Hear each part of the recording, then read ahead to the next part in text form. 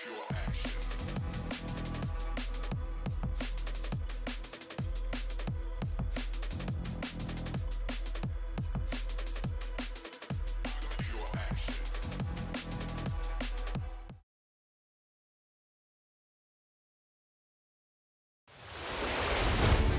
to hold on to the bottom. Here comes Gisette. They make contact. They touch once, twice, 3 times. Foul trouble! Oh, no, Rocky into the wall. Big crash front straightaway. Huge crash coming into the tri-oval. No, Rocky up and into the air. They're beating and banging. Barr on the bottom. Cosman up top. Cosman up pink. No! Bryer by 1/1000th of a second. Joseph now at the line. Third horse pulls the win out at the stripe. Oh, he saves it! What's going to happen here? Here comes the canvas. Get your foot down. He's got it. He's got it. This is going to win!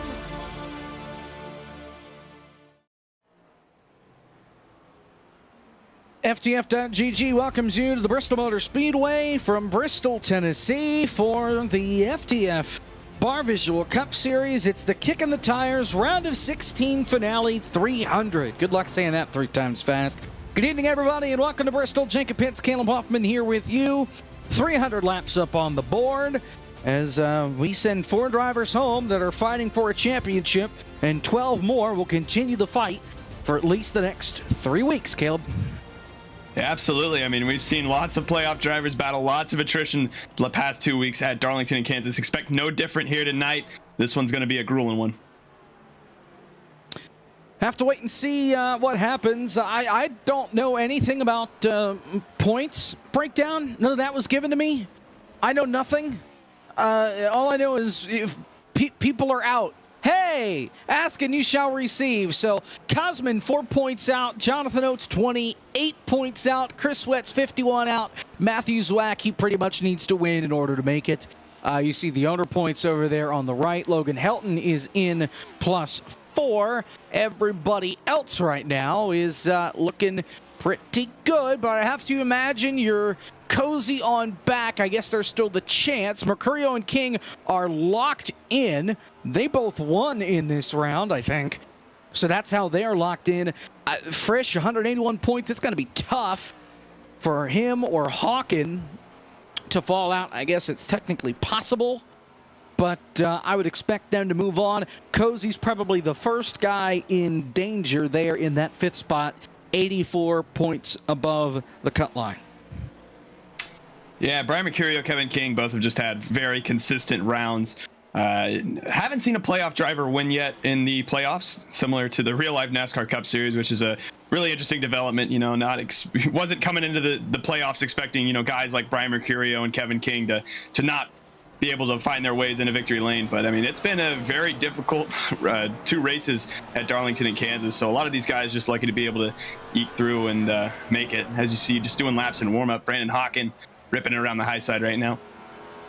And my memory is wrong. Neither guy that's locked in, they did not win at all this round. So for Mercurio and King, they are locked in solely on points, not based off of going to victory lane. It was Kane Cook that won last week at Kansas. 2 weeks ago at Darlington, Michael Guest went to victory lane. And we'll see who goes to victory lane here tonight.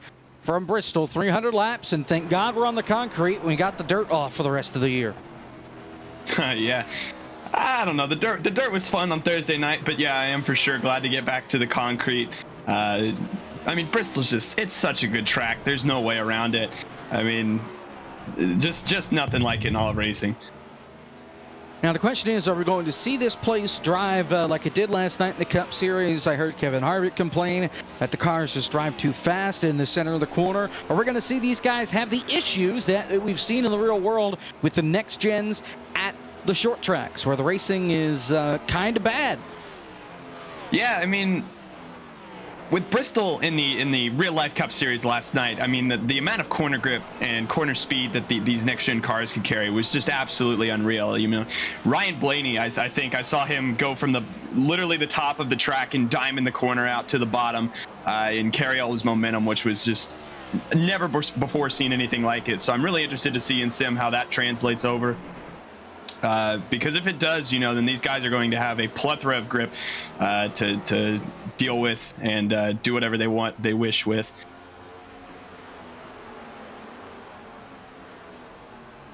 Just gonna have to wait and see. We were told that we were advancing 4 minutes ago, and now we are advancing. Matthew Zwack just left, so championship implications if he can't get back in here. Since he's already pretty far down the order. Now he's come back in, and I think we are good to go. Let's go down through our starting grid, even though I don't know if you'll be able to see it. Dylan Basin is on pole. Michael P. Frisch starts on the outside. You can see it. Would you look at that? Just people aren't in yellow to know if they're locked in or not. Blake Reynolds is third, Jonathan Oates is fourth, then it's Jordan Kuntz, Brian Mercurial, Michael Cozy Jr., Logan Helton, Spencer Preet, Nathan Rabbit, your top 10. We'll look at 11th on back. You see Cole Freilich starts alongside Nate Stewart, Chris Wetz with Matthew Zwack, Brandon Hawkins starts alongside Josh Parker. Row 9 is going to be Cody Webster and Kevin McAdams, Spencer Ray, and Corey Cook round out your top 20. Going down through, Lucas Plessel, Tyler Landon, Cosmonaut Eshu, Devin Mistak, Scotty Smith, Art Reimer, Robert Dorman, Jake Poulin, Dylan Drowling, Josh Stoltz rounding out the top 30. And you'll look, you see Kevin King, the second driver locked into the next round, Phil McCandless, Tyler Gary, and Jordan Worth in row 17. Row 18, Ryan Naraki and Brett Pancari. Row 19, David Cabrera and Aaron Brown. And row 20 is going to be Griffin Jones and Andy Margot. The final three, Craig Hawkins, Alex Kolonix, which is why we were running late tonight, because we had to get him into the session, and Matt Danson.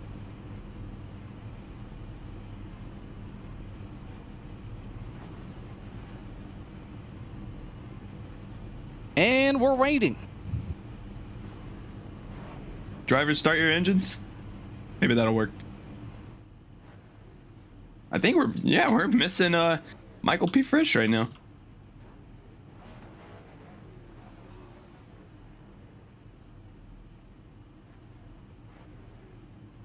Can we find Frisch? Can we get a...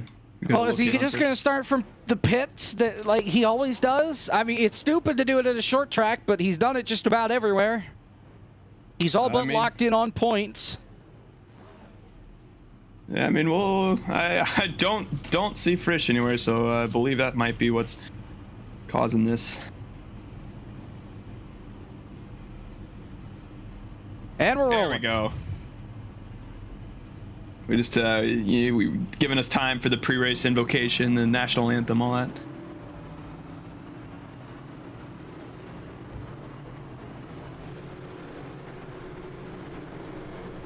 So Frisch starting from pit lane, and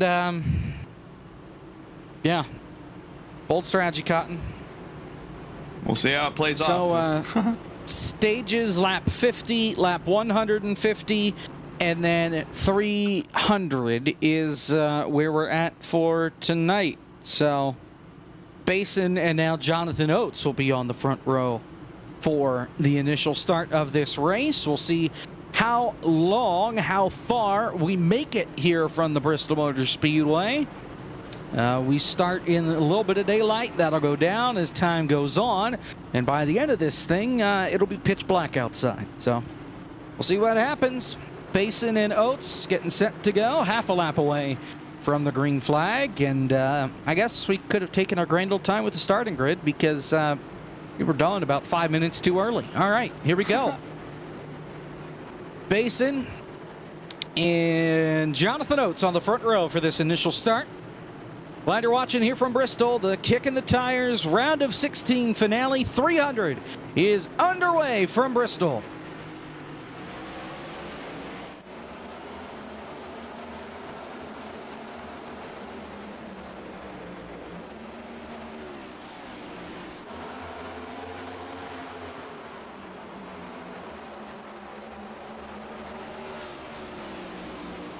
They made it one lap out in front. It's all Dylan Basin, Jonathan Oates in second. Blake Reynolds holding on to third. Mercurio and Helton side by side behind. And you can see it right here, side by side. That's Kuntz and Logan Helton. But now Logan Helton using that momentum from the middle lane, going to be able to get around Brian Mercurio. And that's the top side at Bristol for you, just being able to carry your momentum. Trouble front straightaway. Scotty Smith is in the inside wall. Another car involved with Scotty Smith. He bounced off of, well, nobody. He just got loose coming off turn number 4. Tyler Lannon did the same thing just up the road, but was able to keep it straight and stay on the racetrack. We stay green as Smith goes to pit road, tries to get the damage fixed. Remember, no fast repairs on these race cars. Battle inside the top 5. Here comes Cozy around the outside. And that's the thing about Bristol. I mean, you think Darlington's narrow, you think there's no room for error at Kansas. I mean, Bristol, there's just no room to make any error anywhere, because if you do, it's either the other car or the wall or something. I mean, just no room to mess up. You got to just keep hitting your rhythm, lap in, lap out, and that's what makes this track so demanding and so grueling. A lot of guys down on the bottom to get things rolling. We saw Cozy was rolling on that outside, but he drops right back down to the bottom of the racetrack. Falls in line behind Blake Reynolds in front of Nathan Rabideau. Brian Mercurio blinking a bit as he looks to the inside of that 93. Rabideau shuts the door, and here comes Kuntz now on the outside. Yeah, and you see this first little group starting to single file out, but back on, there are these guys just going anywhere they can to just try to make up ground. You know, if the high side you feel like your car's handling a little better, you see guys like Jordan Kuntz, you're going to try that out and maybe, you know, slide down to the bottom. It's just a really fun racetrack. You can just run wherever you want, and that's what I feel like makes it one of the best tracks on the schedule. Take a look at the replay for the stuff that happened there on lap 2. 2 separate incidents. Tyler Landon was one. Scotty Smith was the other. Here's Scotty back here and just gets loose, comes down, hits the inside wall. And I mean, that's probably just a result of getting on the throttle a little too soon. I mean, we'll see another replay of it right here. This is Landon, same lap. Yeah, just that exit will just come out and bite you. I mean, it's just, again, no room for error. Just hit that rhythm and you'll be okay. But if you make even one little misstep, it's probably going to be disaster for you. Scotty Smith continues to sit on pit road right now. He is some 8 laps down to the rest of the field. Michael Cozy Jr. has slid up into that second spot in the first side-by-side battle. Corey Cook on the outside. Josh Parker in the 81 down on the bottom. Brandon Hawken wanted to clear down low of Brian Mercurio, but you can see on that corner entry, Mercurio is just able to stick his nose just in enough to stop that 99. Looks like that's not going to be a problem this time, as he is to the 81 of Josh Parker now. Drivers that have green names, they're already locked into the next round. The guys in yellow, they're still trying to make their way into the next round. And, or I guess if they're still in yellow, they're still in the chase. That's about as best as we can do right now. Chase, playoffs, chase-offs, whatever you want to call them. Yeah, and I don't know if you saw it there, but that 27 just had a big wiggle off turn 4. Jake Poulin had to make evasive maneuvers to avoid that. Great save by these guys to not get involved in anything here. About for second, Cole Freilich around the outside. And you can see just easy right there around Michael Cozy Jr. Really looks like this top side is the preferred line right now.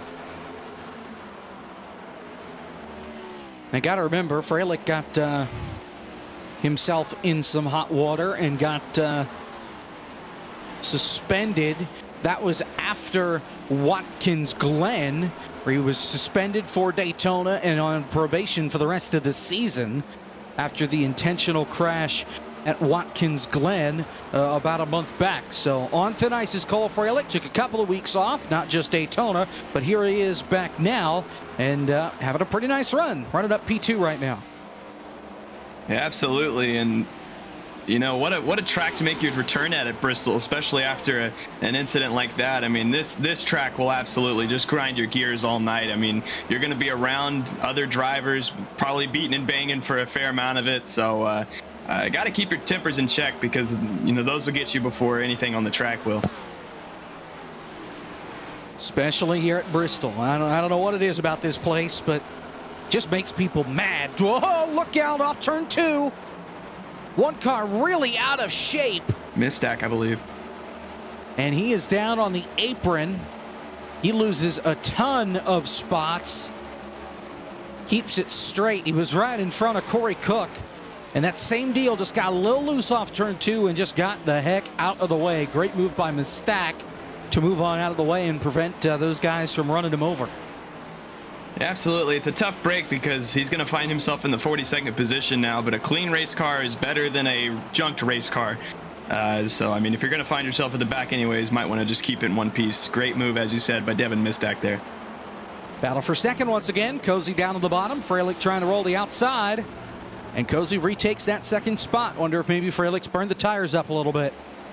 I mean, 25 laps into this run already. I mean, that's one of the things about Bristol is blink and you will miss just a handful of laps. They just fly off the board here, especially under green flag conditions as we've been. On board now, you're looking at the back of Jonathan Oates, the Jonathan Oates machine, who is fighting to make his way into the next round of the playoffs as well. Currently below the cut line. Dylan Basin has caught some lap traffic. It's Misstack and Craig Hawkins. We are halfway this time by through stage number 1 already. The laps just flying by here at Bristol. Jake Poulin under some pressure. Nate Stewart right behind him, as well as Spencer Preet, making his first start in a long time.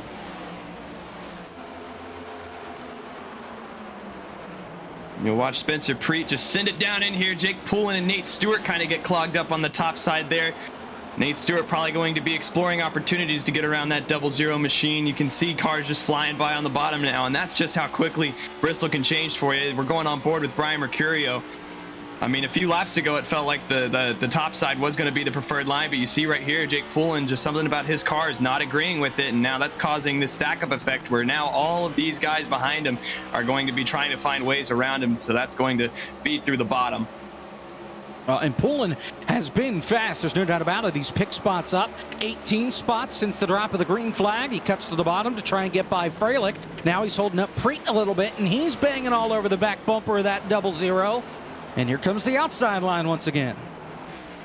Ooh, and Josh Parker looks like he almost made contact with the wall there as well. But yeah, you see Jake Poulin just, something's going on with that race car because he is holding up Spencer Preet. You see Spencer Preet, it started off as a couple courtesy taps, but now it's more of a forceful, get out of my way or else something bad's probably going to happen. Trust me, you don't want to get in the temper zone of Spencer Preet. Well, Dylan Basin was getting at it there, trying to get around some of those lap cars. Pretty much saying, I'm the leader, get out of my way. And I'm sure those lap cars took that message rather nicely, but so far they got it sorted out. Now, really worried about this lap traffic back here as some of these faster cars that are in packs are catching up. Hawkins is there, as well as Josh Stoltz, and they are the cork in the bottle right now as these guys are trying to get by. Yeah, and 9 times out of 10, that's what's going to cause accidents here at Bristol is, as you said, it's just like a cork. You know, these faster cars coming in packs side by side, they're going to try to get around these slower cars, and that's going to force your hand 3 wide. Not really 4 wide ever here at Bristol, but I mean, you see that 3 wide right there. I mean, these guys will just get clogged up, and there's no room for any of that at Bristol, and more likely than not, you're going to be making some contact. And probably making some enemies as well. Still 3 wide. Hawkins up into the wall. Almost comes down into Jordan Worth. But they keep it rolling and keep them straight. Still 3 wide right there. That's Matt Danson on the inside. We're going to get through that cleanly. But my goodness, I mean, this is just craziness going on at Bristol. Back with Jonathan Oates. And Blake Reynolds has caught him through the lap traffic. This is for 3rd place.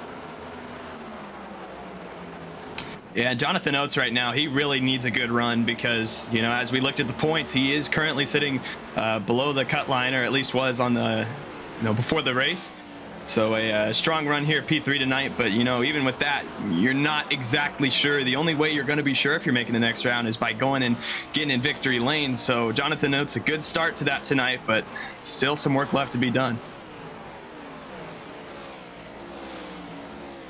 Man, oh man, look out here. Turn 2, Andy Margot. 3 wide. You got Kevin McAdams there trying to get by Rabideau. Oh, Logan Helton into the wall. And he got put up there by Margot. Margot trying to get out of the way. Robert Dorman was slow on the bottom. And Helton had nowhere to go but up into the outside wall. That's one of your championship contenders. That's in the playoffs. Yeah. Already finding some contact early. Can't imagine Logan Helton's too happy with that. As you said, he is P11 right now, fighting to make it into the next round of the playoffs. And we know firsthand, one mistake here at Bristol, no matter how good of a round you've had, can put you on the outside looking in. So he's not going to take kindly to a lapped car and Andy Margot trying to, just putting him in the wall like that.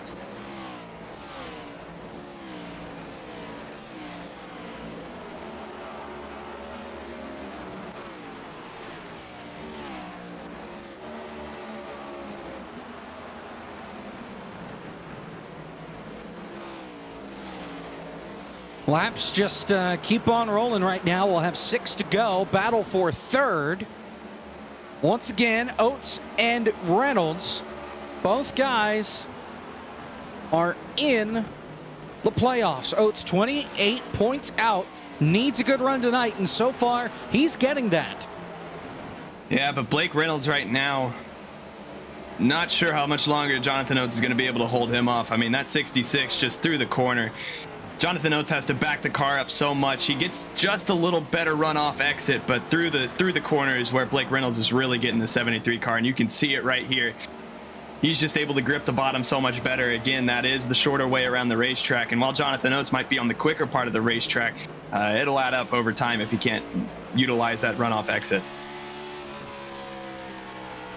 Inside 5 to go here in stage number 1. Dylan Basin still getting mad at lap cars.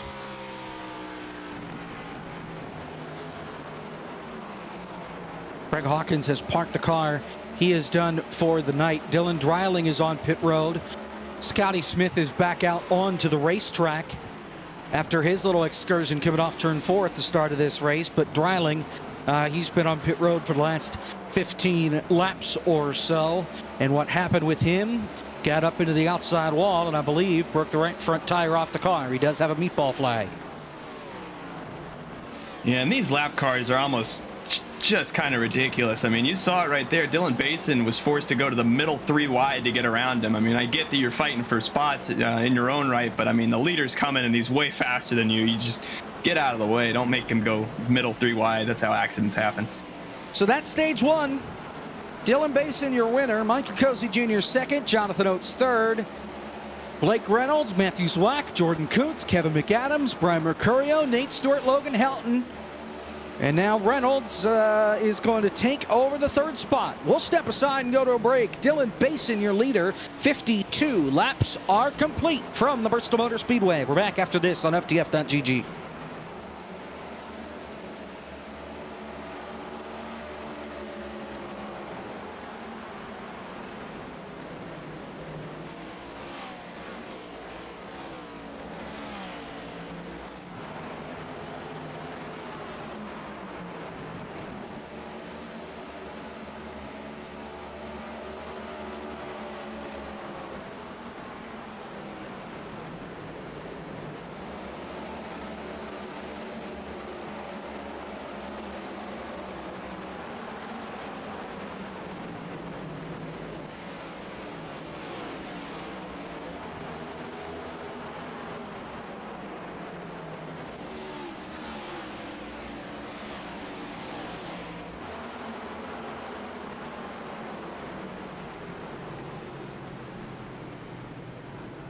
Trouble for Dylan Basin coming off turn 4. That's your race leader. Contact with Josh Stoltz on the front straightaway. And your leader in trouble on lap 56.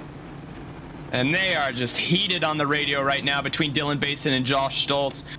Looking at the replay, which you're going to see here in a second, I mean, it's an interesting turn of events. We were watching here on the break, and Dylan Basin just trying to cut his way through lap car is just, it was going to end in calamity at some point. You'll see it right here. So Dylan Bason's actually going to wash up just a little in the middle of the corner. He's going to get loose off turn number 4, and that's going to send him into the front of Josh Stoltz. Josh Stoltz honestly did nothing wrong there. Dylan Bason just, well, I don't know. I think he just lost it off the corner there and washed up into the lap car. He did, but look how far Stoltz is off the outside wall. I mean, that's true. Absolutely. Look how far off he is. Like, if he was up to the wall, I get he was following Andy Bargo, but if those guys were in more of the line, quote unquote, closer to the wall, that contact probably would not have happened unless, you know, some sort of connection issue caused some contact. Otherwise, they should have been okay, but, you know, not much Basin can do thinking the guy's going to be up against the outside wall, and he's not. I mean, I can get behind that, but again, Josh Stoltz, I mean, all you really can ask a lap car to do is hold his line. And, you know, it's a common courtesy to give the leader as much room as possible, but, I mean, he's not veering down into his lane or anything like that. Just frustrating on both sides. I would have to imagine the admins would call this a racing deal. Just really no fault of either, I'd say. It's just happened to be right place, right time for that accident to occur. But in the end, no matter whose fault it was or what happened, it's a tough break for Dylan Basin, who had a quick number 04 machine and is now going to be facing an uphill battle for the rest of the night. Pit road is open. It's a busy place for the leaders. Half the field, it seems like, is going to get a wave around here to get back onto the lead lap. And of course, because we're at Bristol, we've got the goofy pit road deal going on. So Basin comes off pit road first. Art Reimer, Chris Wetz, and Cosmonaut and Eshu, hold on. They waved around, I think, too much because it shows that they're leading. And that ain't wrong. So there they go. So that's Dylan Basin. That should be your race leader. Reynolds, then Cozy, Zwack, and Kevin McAdams, I believe, will be your top 5 here once we get things sorted out. Part of the problem here at Bristol, fast laps, especially under caution, so you don't have a lot of time under these laps to sort things out as far as scoring is concerned, so you're going to have a lot of caution lap. Yeah, I mean, it's thankful it's not like a few weeks ago at Darlington where it felt like the pace laps lasted forever. I mean, we're going to be done with this set of pace laps here any moment now. I mean, we're saw the message come across. Saw the message come across in Sim that 7 laps to green. So Justin's giving himself plenty of buffer. Yeah, I gotta figure it out because we're doing lap times faster than you'll see at some of the bigger mile and a halves. Well, it looks like we just did a 42, but I mean they were doing like sub 30-second laps under caution. It was a little much. I think they've tried to slow down a little bit here to give Justin some more time. They've added yet another lap here under this caution. So again, stage 1 already complete. We're on stage 2. Eventually we will choose. The choose cone is in turn number 2 when we get to 2 to go. And it's the cone. Do we have a camera, Zach? Because I don't even really know where this is at other than turn 2 pit entry. So this is the exit of turn 2. Well, the JPEG's cool, but all right. Yeah, so, yeah, okay, so that box that we just passed, that's it.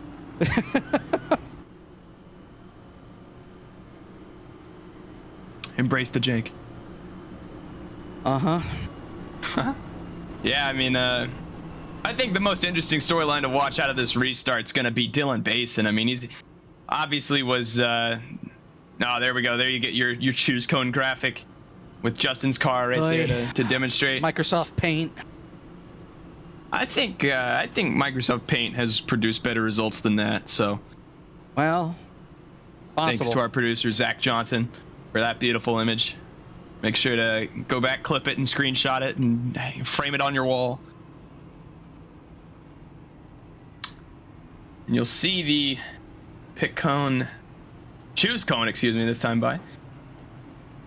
And just about what I expected, pretty much an even split I believe we're having some controversy right now with Scotty Smith. Not quite sure where he's supposed to be. We're having some discourse over the radio in sim.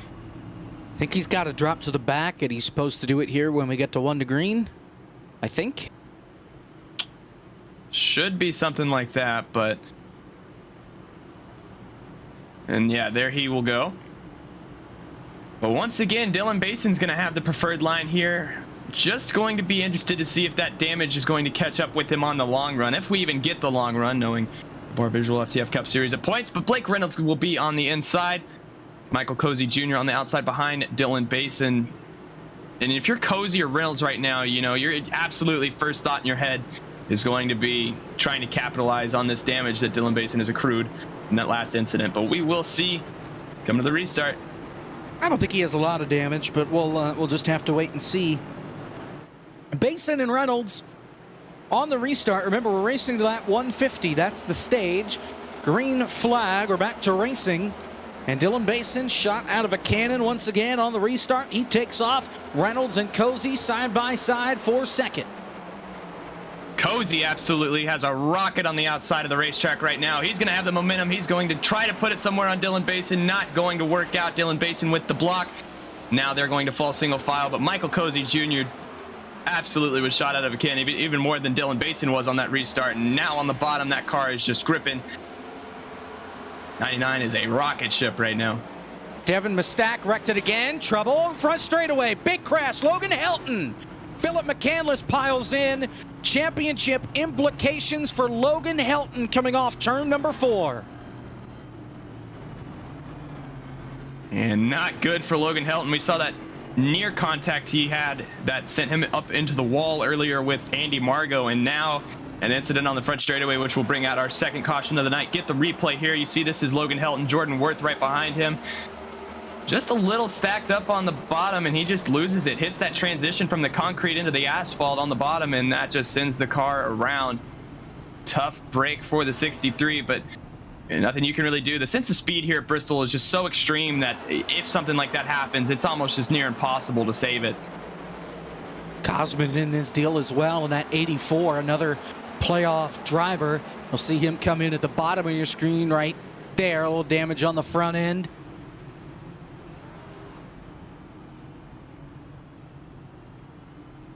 And just not a good night for Logan Helton so far. He's going to be coming down the pit road this time by.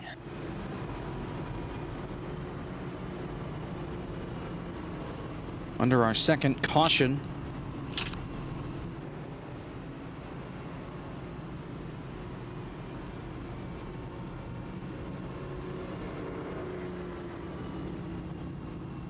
And that's what I was afraid of, honestly, was a quick caution right there.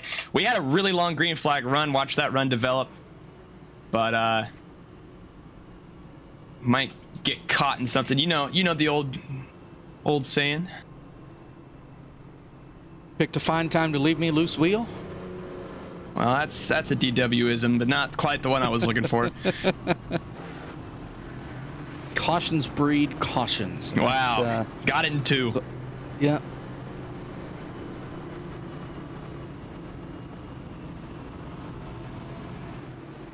Well, let's get the calculator out, Jacob. Logan Helton was only +4 to the cut line coming into the night, and after his incident so far tonight, plus the EOL penalty that he just received, I calculate it's not looking good for him right now. Well, the only thing that saves him, perhaps, is the fact that Cosman is back there. He has not had a good night.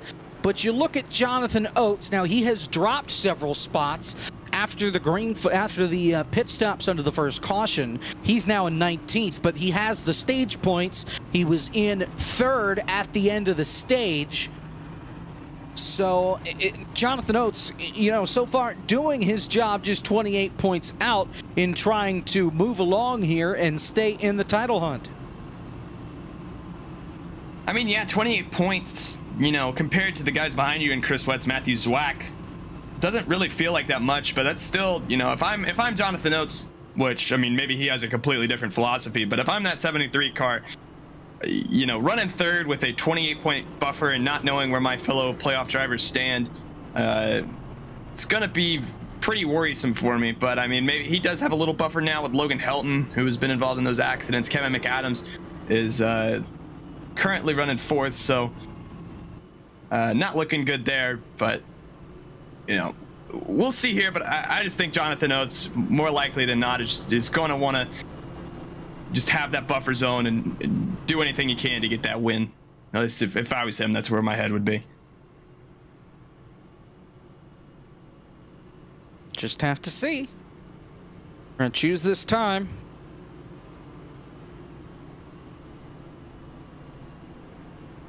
And I'll be interested to see if we have a role reversal from what we saw out of Michael Cozy Jr. and Blake Reynolds there. I mean, Blake on the bottom just got freight trained, and now we'll be able to see if that holds true for Cozy, as Cozy, as expected, will pick the bottom and Blake Reynolds will go up top.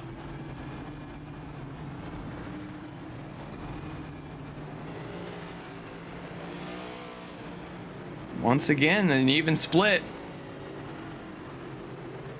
Or just about.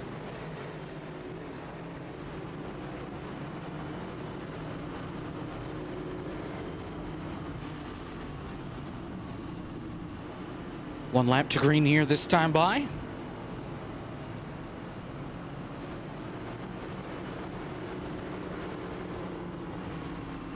And look at this. Matthew Zwack has reared his head in the top 3 now. Another one of those guys who's in a must-win scenario, along with Chris Wetz.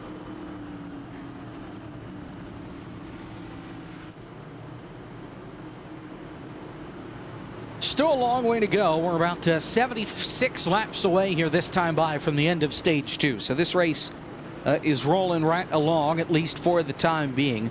Only a couple of cars came onto pit road. Cody Webster, Aaron Brown, Philip McCandless, Jake Poulin, Alex Kolonix, and a couple of others. Pace car back on pit road.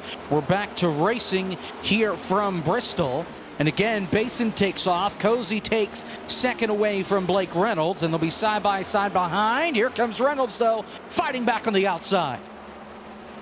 Great move from Cozy there, honestly. He had the opportunity to block Blake Reynolds, but he saw the momentum that Blake Reynolds had coming and just opted to move out of his way. Just a really respectful, courteous move out of the 99 there.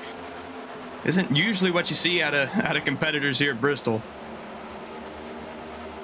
Well, it's early. At this point, you want to be given, not taken. Very true statement. Probably don't see that move if we're about 200 laps deeper into this race. Mercurio trying to get around the outside, rather. That's with Matthew Zwack. He'll complete the pass and climb himself into the top 5, P5.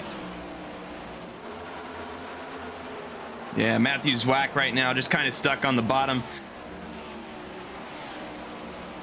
Not really working out for his race car. He's probably going to, I'd assume he'd try to get up to the high side. Maybe that car feels a little better up there. You see Brian Mercurio now to the inside. Tyler Geary to his outside. Trouble! Back of the field. Caution is out. Spencer Ray is around on the back straightaway. We'll get a replay here, but a lot of damage to that number 6. Took a hard shot to the inside wall. Yeah, and look at the replay here. So you see that orange number 6, white and orange number 6 on the inside. Got Aaron Brown to his outside, and yeah, just number 6 just washes up off corner. That'll happen to you here at Bristol and makes hard contact with the inside wall. But shouldn't be terminal. But we'll definitely have repairs to make after that one. You'll see it again, just washes up off corner exit. Great job by everybody to avoid that number 6. And, backed it into the wall of his own doing there. So under caution for the 3rd time today. Coming up later this week, it's the Martinsville 300. It's the esports version of the greatest race in late model short track racing. We're taking the late models to Martinsville later this week. And should be a lot of fun. And a new event FTF.gg is bringing to you, well, already this week, ready or not, it's already here. Qualifying at 7 o'clock on Wednesday. And then Thursday at 7 o'clock, the big show, the race, the Martinsville 300 on iRacing. That's 7 o'clock Thursday, September 22nd, right here on FTF.gg. And our thanks to Mamba Media, who we're partnering with to put that race on. Other events coming up here on FTF.gg. Short course is back tomorrow night at 9:20 from Bark River. And then SimCar on Thursday at 8:30. So kind of, sort of after Martinsville, but it'll probably be at the same time. We'll work on that. In the meantime, the Barville FTF Cup Series is back on Saturday from Texas. Yeesh. Sunday, then, the Winstale Gen 4 Challenge is at Kansas at 8 o'clock on the 25th. That and more coming up on FTF.gg. And we're going to be choosing here this time by.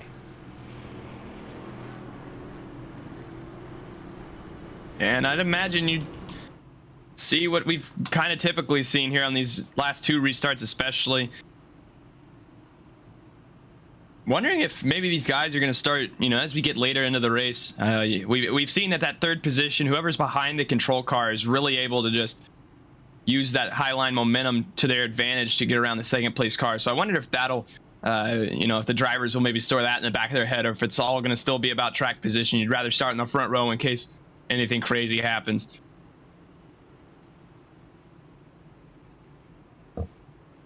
Here's the choose. Basin to the outside, Reynolds to the bottom.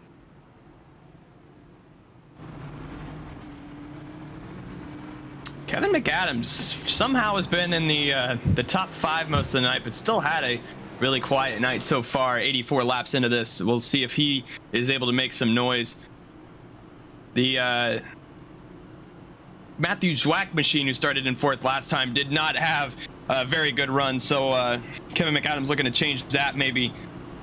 Because, on that last restart, Zwack fell all the way back to 8th, which is not really where you want to go at a short track, especially one like Bristol, where just a few rows can make or break your night. Our biggest mover of the race so far, Tyler Gary in the 46, up 27 spots since the drop of the green flag. Yeah, that 46... that's a fast race car. To his outside, Brian Mercurio, another guy, really fast race car as well, who's been on the move. We'll see if that trend continues here on the restart, Jacob. Green flag. Basin back on the gas. He is gone, and it just, the outside line. You get such a launch on the restart, and Basin takes that all the way. Has the lead by a couple of car lengths off, too. And actually really interesting there. That's the first time that I've seen the bottom side have the momentum off exit. You saw Blake Reynolds right there was just able to power around Michael Cozy Jr. Now they'll fall into line. Brian Mercurio going to slot into 4th. Kevin McAdams in 5th behind him. Matthew Zwack already moving up on the outside. He's going to try to carry that momentum. Going to lose the inside to Michael P. Frisch, but again, just going to let his momentum carry him.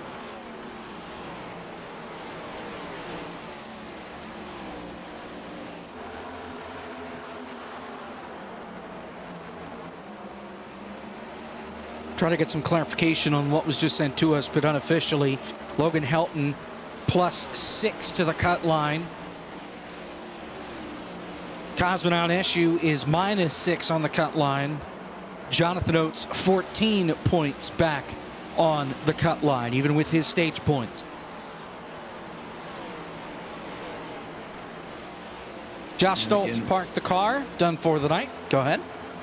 Yeah, just continue to monitor that through the night, that point situation. I mean, Logan Helton right now, again, you saw he's had a rough night so far, and currently on the track running in the 40th position, just trying to log laps similar to a few of the playoff drivers we saw last night, to namely Ryan Blaney, who was out on track just logging laps to ensure that they had a fighting chance. But rough night so far for a few of our playoff drivers.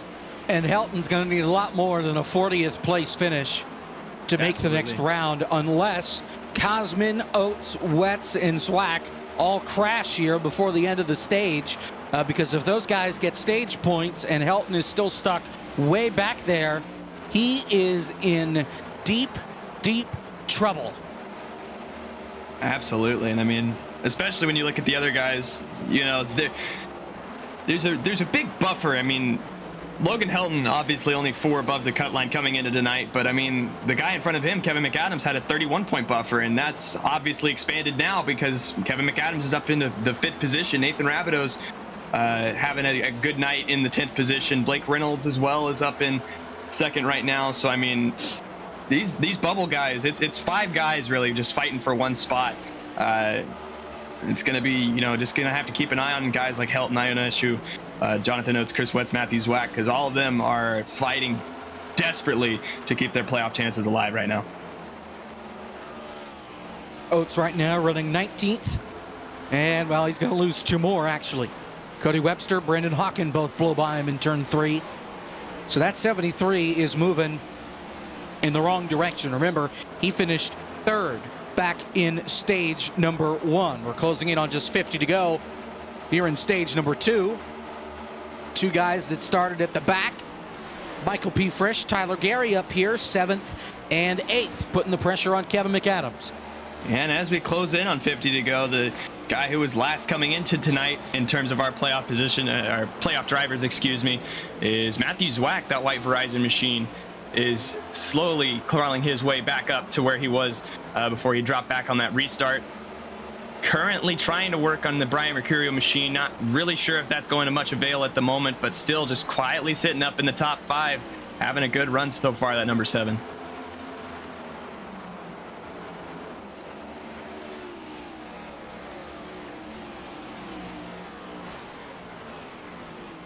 Just scanning around, kind of looking for battles right now. There's a good gaggle of cars back around the 17th or so position. Yeah, and this is a fun battle right here. You got Nate Stewart, who coming into tonight was 6th in the playoff standings, and Kevin King, who has already clinched a spot in the round of 12 for the Barr Visuals FTF Cup Series. So he and Brian Mercurio were able to come into tonight and just run for the fun of it, not have to stress about whether their playoff hopes would be alive. Both of them already locked in. There you see Matt Danson trying to get underneath Nate Stewart, right behind him.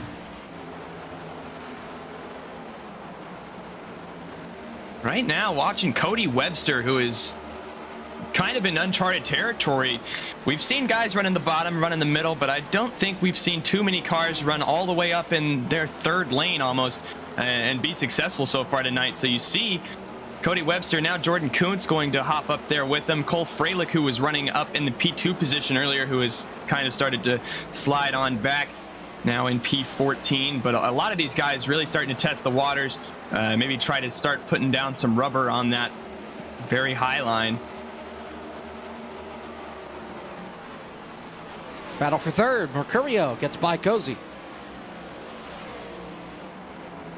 Yeah, Brian Mercurio just has a very fast race car tonight. Michael Cozy Jr., you know, what we'd seen on these last few restarts, that top side behind the control car was able to rocket out and get up to the 2nd position. But Blake Reynolds did not let that happen. Used his momentum on the bottom and got around Michael Cozy Jr. And now Cozy's kind of starting to slip back just a little bit. I mean, his lap times they're comparable to what Matthew Zwack just did, but still just ever slightly slower right now, and especially slower than the guys in front of him. Brian Mercurio, who is 0.2 faster than the 2 cars up ahead of him. So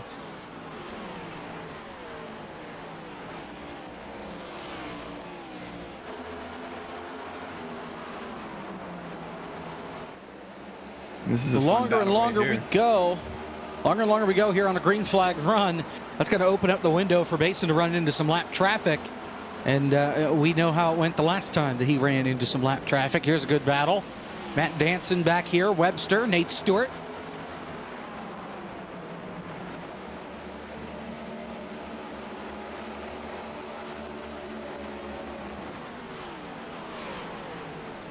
And I'm actually looking at Michael P. Frisch, who is a car that's on the move right now. He just rocketed around Zwack, got around Cozy, and now Michael P. Frisch is going to find himself in the 4th position, and he's staring down these 3 that are starting to battle in Brian Mercurio, Blake Reynolds. Brian Mercurio actually going to make a move for the 2nd position. He's going to go down to the inside. Blake Reynolds holding strong on the outside right now, going to let that momentum once again carry him. Brian Mercurio going to slip back in line. try to get something back going once again. Coming off at turn 2, just the sense of speed on these cars is just so unreal. I mean, you'll start to get dizzy if you look at the landscape too long.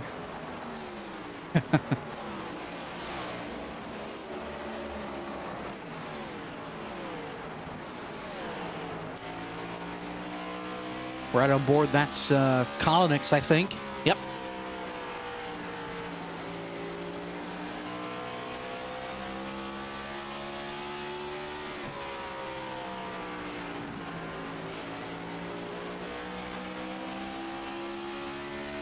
Yeah, and we're really starting to see lap times fall off here. I mean, just a few laps ago, checking the lap, you know, we were running around the 15.5, 15.6 range, and now we've fallen all the way to the 16.0s, and that's all of our leaders collectively have fallen to around that range. So getting to that point in the run where tire fall off is starting to be quite noticeable. Well, we really didn't see it affect too much in that first stage. Of course, that was only 50 laps. This one, I believe the run we're on right now, going to be about 75. But still, not too bad in the grand scheme of things.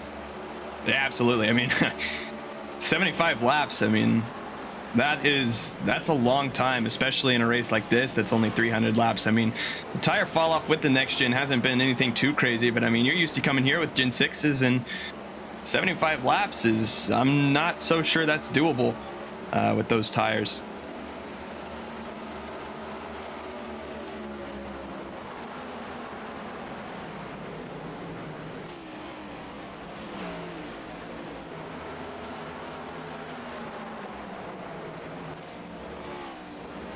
Oh, man, Andy Margot just slapped the wall coming off turn 2 right in front of Mercurio. Mercurio gets by him. And certainly got Brian Mercurio's attention, though, no doubt. Yeah, that can turn into trouble very quickly. Now looking at, they're trying to get around the Tyler Landon machine, who is running 35th right now. 2 laps down. Andy Margot right now. Whoa. Brian Mercurio just cut off the nose of Tyler Landon. Big move from him there. But yeah, that's what's so difficult about being a leader here at Bristol, is there's never a moment where you are not navigating through lap traffic of some sort. Just so mentally grueling to be fighting the track, the ever-changing conditions, and fighting all these slower cars on the racetrack around you. It's just not a fun position to be in, but more fun than being one of the lap cars who's just scooting around.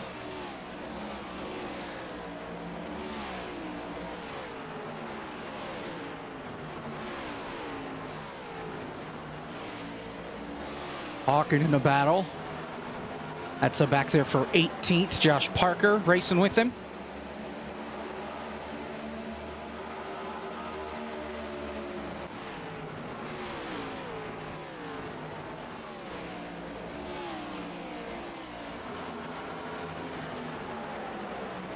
Still looking around. Looks like Cozy's going to try to take the spot back from Frisch, and he will.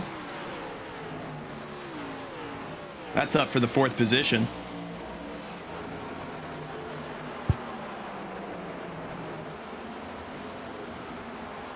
Trying to hold off Frisch.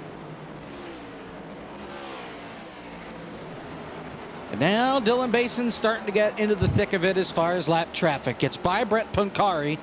Then he's got a nice string of cars in front of him. Scotty Smith up there. Got Devin Mistak. Then Ryan Naraki, Corey Cook. You've got some fast guys up the road here that Basin might start to get to here before we get to the end of the stage. 32 laps from that point. Yeah, and this is something to watch big time. This is where Dylan Basin got into trouble last stage. Or that was at the beginning of stage 2, excuse me. But just got to be so patient trying to navigate your way through these guys. And anything can happen really quickly, so you got to make sure you keep your distance. Scotty Smith slapped the wall, and now you see he will be coming down the pit lane. More trouble for Scotty Smith. Does not have a meatball, though, so didn't quite break the car too much. And look at this stuff right in front of Basin.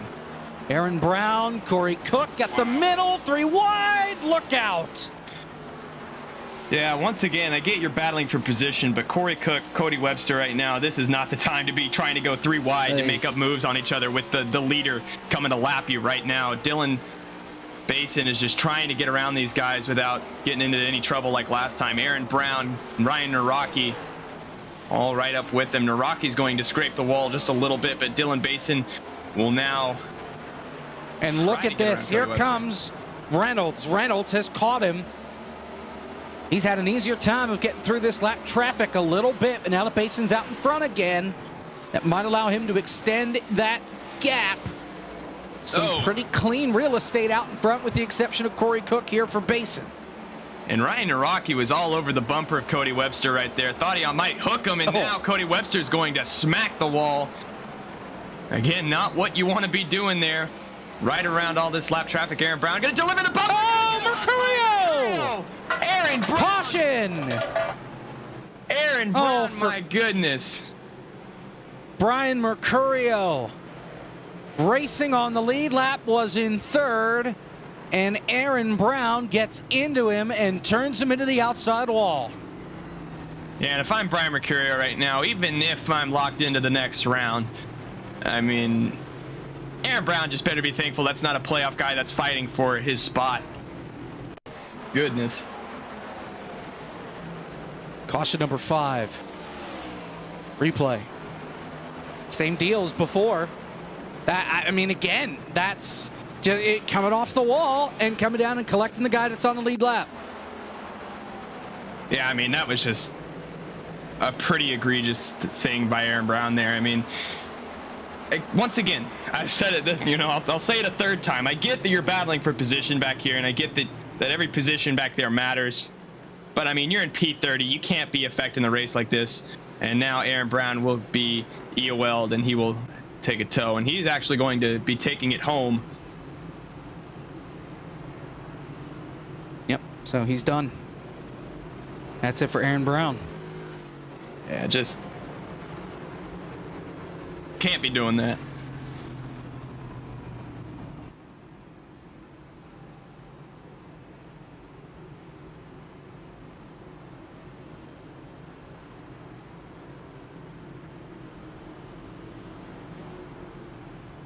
Oh, and Mercurio overshot his box just a little bit.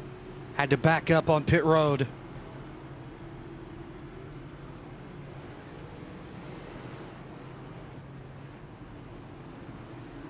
Goes Cozy, he takes off. He will not win the race off pit road. It'll be Basin, then Reynolds. Ryan Naraki and Jake Poulin have both stayed out. Poulin's at least on the lead lap. Naraki got the wave. I think maybe the free pass, not entirely sure. But nonetheless, he right now is back on the lead lap.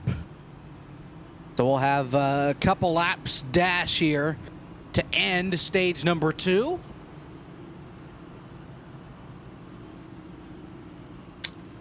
Yeah, and this is a gutsy call here. We'll see now Jake Poulin and Ryan Naraki come in. Yeah, and Ryan Naraki, they'll both come in now. So Dylan Basin with Blake Reynolds, Michael Cozy Jr. I mean, it's the same situation that we've had on every restart so far tonight. Dylan Basin with the control. You know, he'll more than likely, barring anything insane, rocket into turn number 1. The question is, do we see what we saw at a last restart with Blake Reynolds and Michael Cozy Jr., where Blake Reynolds is able to maintain that 2nd position? Because before that, you know, the 3rd place car, whoever was behind Dylan Basin, was able to get out and clear the guy in 2nd place by the time they were off turn 2. You know, it might have been a battle for a little bit, but not for very long. And now, after that last restart, changing track conditions, maybe have a new status quo, as Cozy almost just lost it on the commitment line there. Yeah, he hit the bump. Just the transition with the rear of the car, and it got him all sideways. Kept it off the inside wall. He'll be the first car to line up on the bottom. And these lap cars here will have to wave around the pace car once we get the 1 to green right here. And that's really interesting. You know what that tells me is that Blake Reynolds anticipates the launch from Dylan Basin to be so good that he's going to be able to clear Michael Cozy Jr. by the time they come off of turn 2, which is, again, what we were seeing before that last restart there. But a really interesting strategy call there. Not opting to be on the front row, but opting to hopefully carry that momentum.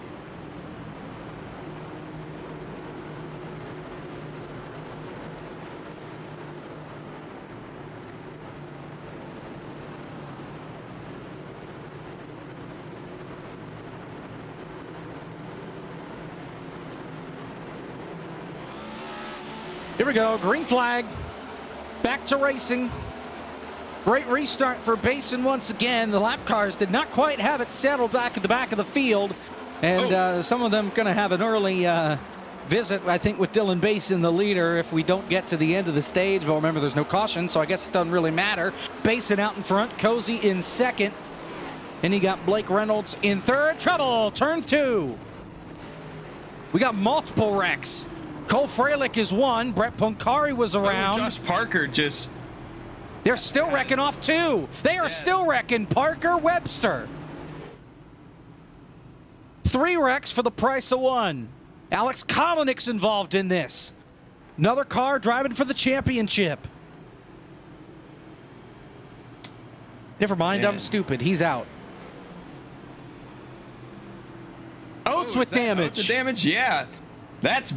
Once again, if you're monitoring our playoff points coming into tonight, that is big because Jonathan Oates, who was having a great run earlier, found himself on the flip side of the bubble. That's good news for Logan Helton, who has found himself in trouble tonight so far. Let's take a look at the replay. This starts with Cole Freilich coming off turn 4. Yeah, so you'll see right here, Cole Freilich coming off turn number 4, just slides up a little bit, makes a slight bit of contact with Brandon Hawk and going to slide back up in front of the field. And again at Bristol, just no room for that.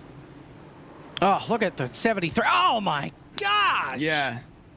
Secondary accident there with Jordan Kuntz and Josh Parker that involved Cody Webster. And they're going to call those guys to go.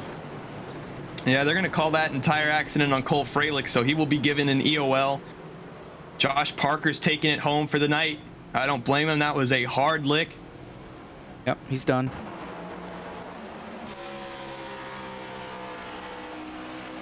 On board with Oates here. So you'll see this wreck just right in front of him. Spencer Ray looks like he had a secondary accident as well. Made it through that. Logan Helton comes down into him, and then Jonathan Oates just slams into Josh Parker, trying to daze a Thunder it through turns 1 and 2 at Bristol. Goodness.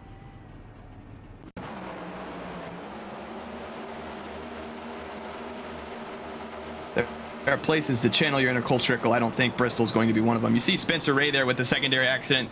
He just gets loose off the corner, overcorrects it. We've seen that once from him tonight. That will be time number 2. So tough break for Spencer Ray in that 6 machine. Almost near contact there. That's Art Reimer, who was coming on the inside.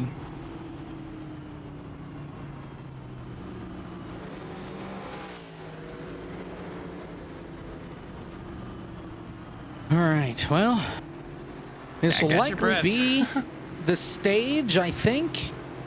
It's going to be close. Because we're coming to 4 to go. No, 3 to go in the stage. Yeah, so that's got to be it.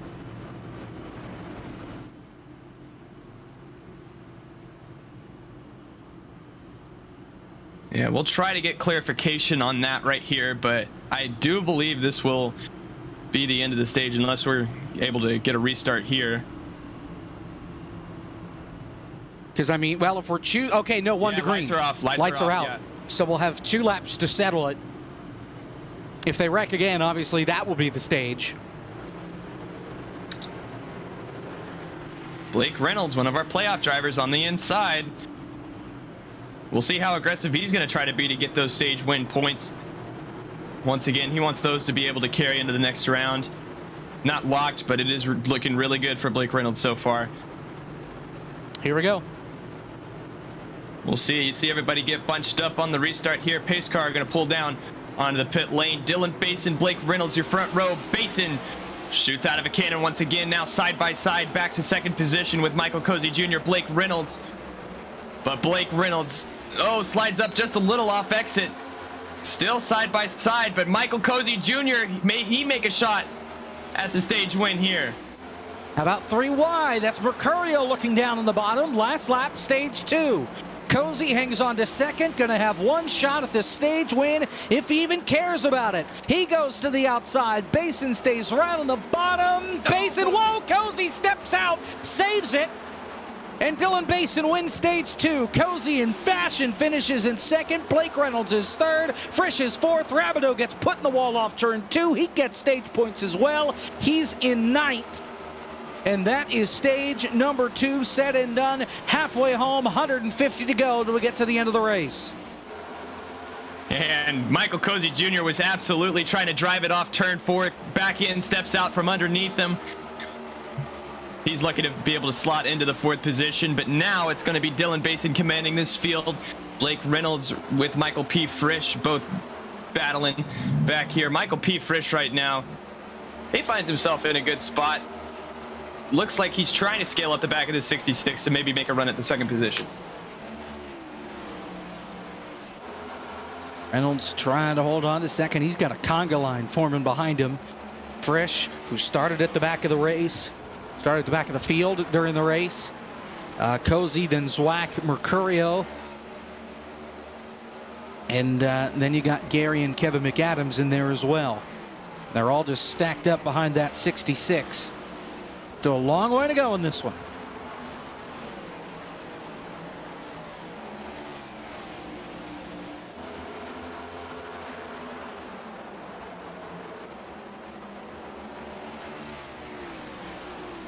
And now that we find ourselves in the last stage, 144 laps to go, you'll see a lot of this front pack is now just starting to find themselves in that calm area where they're not going to be too aggressive, making moves, anything like that.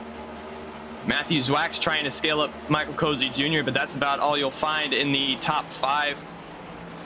Tyler Gary looking at something, but trying to get around Brian Mercurio, testing that middle line just a little bit.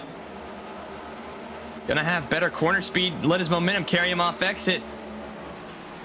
And now Tyler Gary will find himself around Brian Mercurio. That's up in the top 5 for the 5th position. He's actually gonna try to pull a crossover move, get to the underneath the Matthew Zwack. Almost Got lost loose. the car, yeah. And that's something that's so challenging about Bristol as well. When you're on the bottom side, you know, this is a racetrack that's shaped like a stadium, shaped like a bowl even. So when you're when you're on the bottom, you're naturally going to get carried up to the outside. When you're trying to keep that car on the bottom, you will find yourself getting loose like that. The back end will step out from you quite a bit. So good save by Tyler Gary there. You see he's now recollected and now going to be making a move on the Verizon machine of Matthew Zwack. And he will get around the number 7 and find himself in the top 5. Great few laps here from Tyler Gary. So we'll let Justin Melillo sort out the calculator and figure out where we are as far as points are concerned. We'll step aside and go to a break while he does so. We'll be back right after this here from Bristol. Dylan Basin, your leader.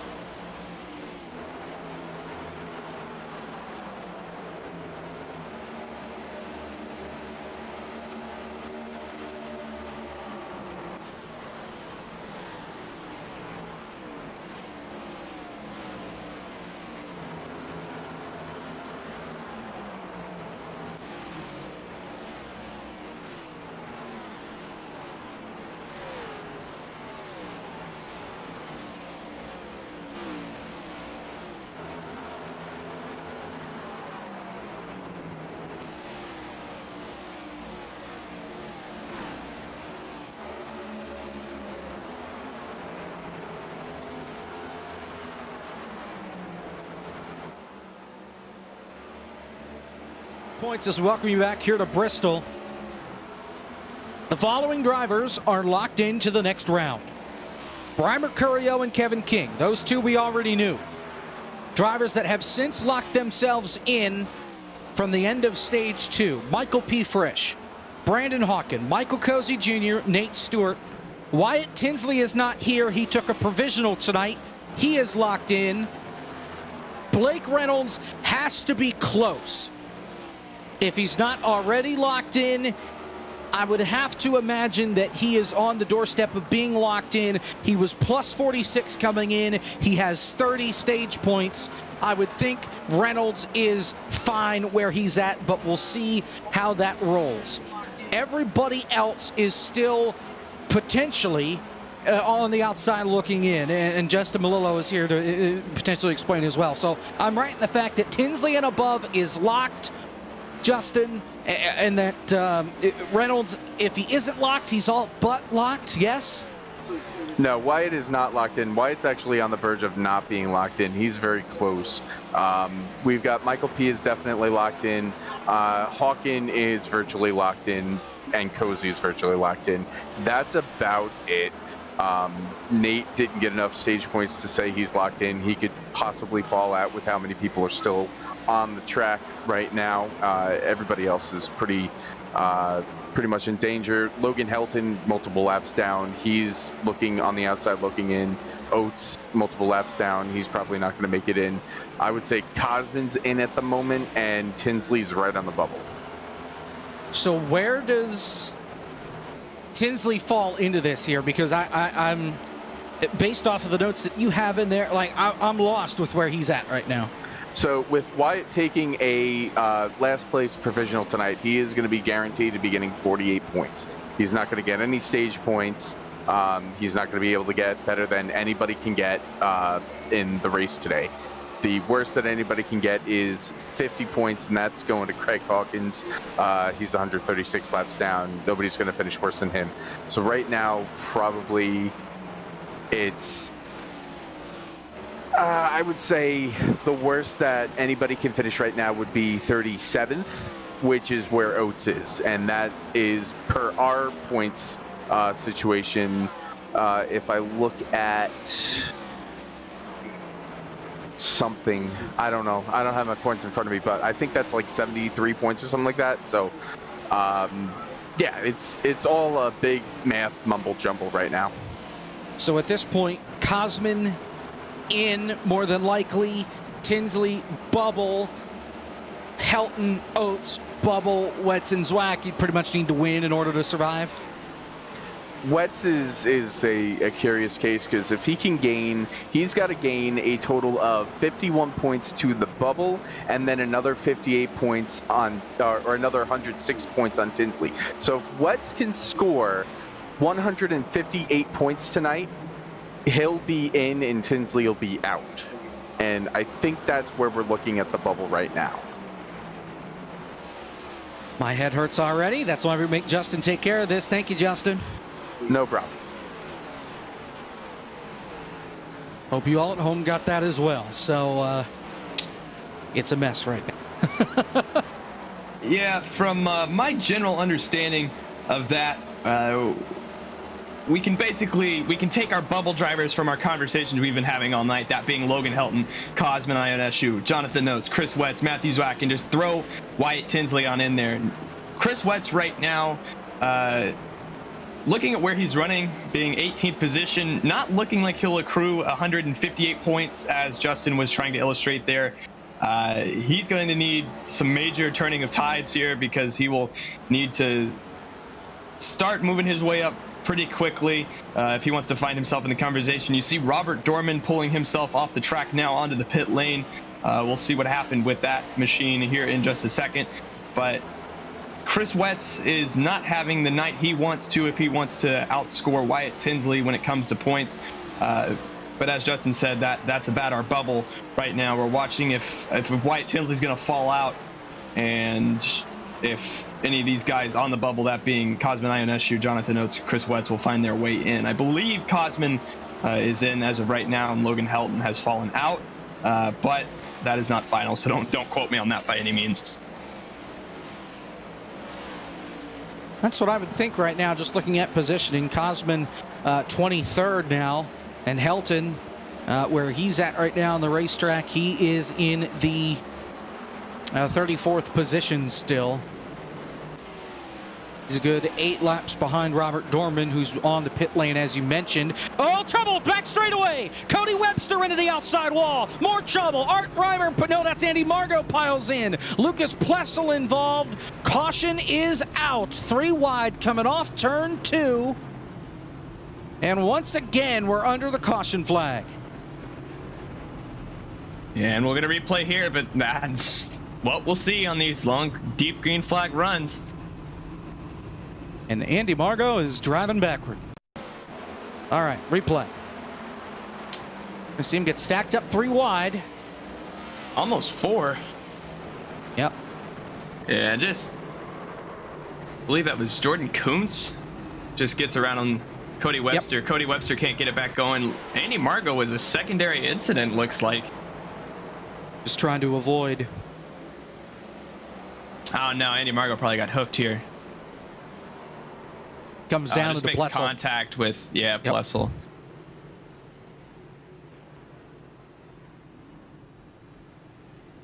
Yeah, been a tough night, especially for Andy Margot. I feel like Andy Margot has been around 3 or 4 incidents so far tonight. But pit strategy here, this is going to be interesting. Most of our guys on about 60 lap old tires. You'll see most of them opting to take 4 fresh tires and fuel.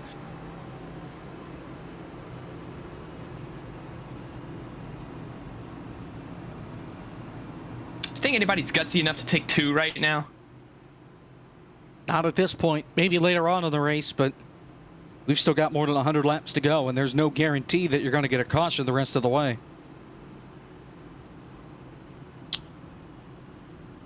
We'll see it right here. Cozy Mercurio, Blake Reynolds, Frisch, Basin all in. Yeah, going to be 4 tires and fuel for all of them. Cozy was trying to get around Mercurio, not going to be enough. Dylan Basin. Looks like Tyler Gary's made up quite a few spots on pit road. I remember he was second when they came on, so he'll leave pit road in P2 as well. Still about 100 laps to go here from Bristol. Next week, we're at Texas. Eek. It's the second tonight. Just the mere mention of its name. Yeah. I'm not thrilled at the fact that I have to be here for Texas and I have to miss Talladega the week after. Believe me, that will haunt me for the rest of my life. Yeah. That's a curse of some sort. Is I haven't been here to call a single plate race this season. I love when we do plate races in the Barr Visuals FTF Cup Series, and I'm gonna miss all 4 of them. So, but wow. Texas, that'll be fun. Talladega in the next round, obviously always a wild card, and then we go to the Charlotte Roval, I believe, following the Real Life Cup schedule. Another wild card, just a little bit to a lesser extent of Talladega. But next round is going to be a fun round in the unpredictability aspect. I mean, Texas, who knows who's going to be fast. I mean, we have some fun intermediate races on the next gens, but then you get into the real stuff with Talladega, the Charlotte Roval, and even deeper into the round of 8. I mean, the round of 8's shaping up to be a really fun round as well. Tracks like Homestead, Martinsville. Yeah, Martinsville. Yeah, when I think Martinsville and iRacing, I think fun. We'll have a few cautions. We'll be okay. If you think we've had a lot of cautions tonight, when we go to Martinsville, you're going to want to block out that whole night because we might be there all night. Hey, it's tempers without all the fighting and all the yelling. It's great. Uh-huh.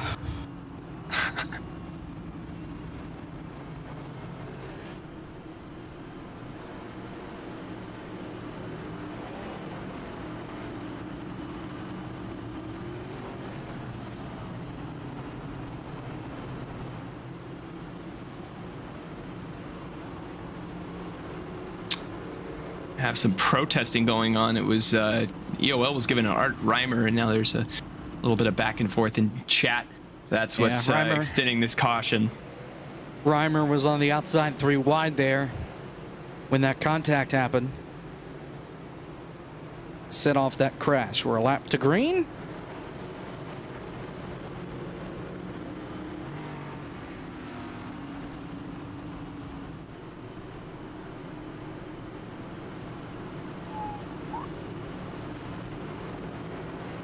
That's cool. Justin Belotto's got sirens going off in the background. If they're not coming for him.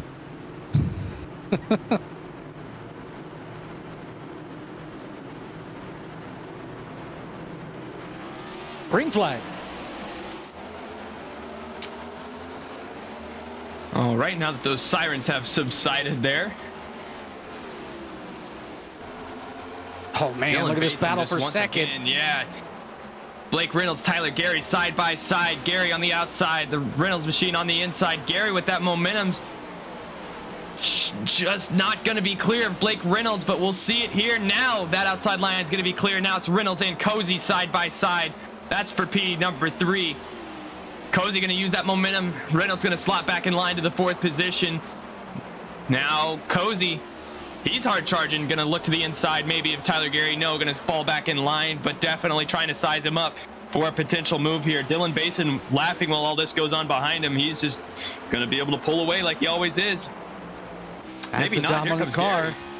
Well, he's had the dominant car all night, but Tyler Gary, this is the first time that he's really been in a position where he could challenge for the lead.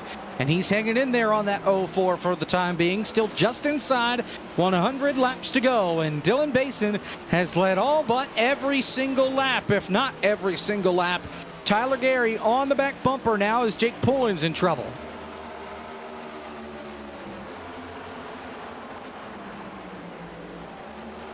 You see right now Tyler Gary to the outside of Dylan Basin. Again, this is the first time that Dylan Basin's really been challenged for the lead, but here we are off turn 4 side by side. Tyler Gary going to lead that lap, and now Dylan Basin going to fall to the 2nd position.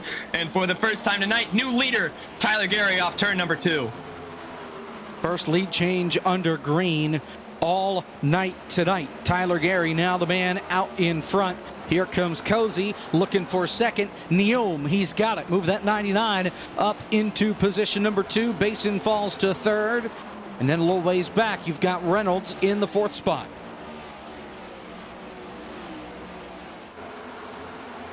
And gonna be interesting once again. This is the first time that a leader not named Dylan Basin has led these guys through lap traffic, so we'll see. Able to get around. That's Griffin Jones and Devin Mistack with relative ease for that number 46 machine. He now finds a clear racetrack out ahead of him. Cozy, Basin, Reynolds all fall in line as well. Good on these lappers to just keep it up high and let the field pass him on the inside. But the next car to Tyler Gary is going to be, I believe, Brett Pancari, who is in the 32nd position. Way back there, yep. Yeah, so clear racetrack for Gary. That's obviously what he wants to see. It's up to Cozy now. Is he going to be able to chase him down on pace? As of right now, I don't believe so. I mean, these guys are just blazing right now, setting some of the fastest lap times we've seen all night.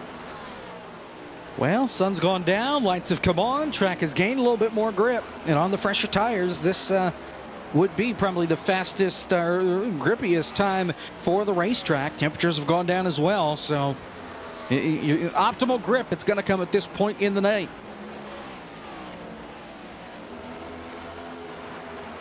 And we'll look. Gary starting to find himself gridlocked just a little bit. Now Brett Pancari will move that number 35 out of the way. Michael Cozy will find his way around him.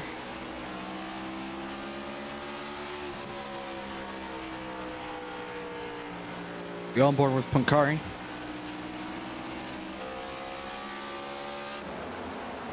Yeah, and Tyler Gary, just for reference, set his fastest lap time of the race at a 14.867. That was about 15 laps ago. So this stint is really where these cars have started to come alive. just flying around this racetrack right now. Starting to see gradual fall off with the times. In about 15 laps, Gary has lost, about 4/10 maybe. So that's about where fall off is, about 25 laps through a run.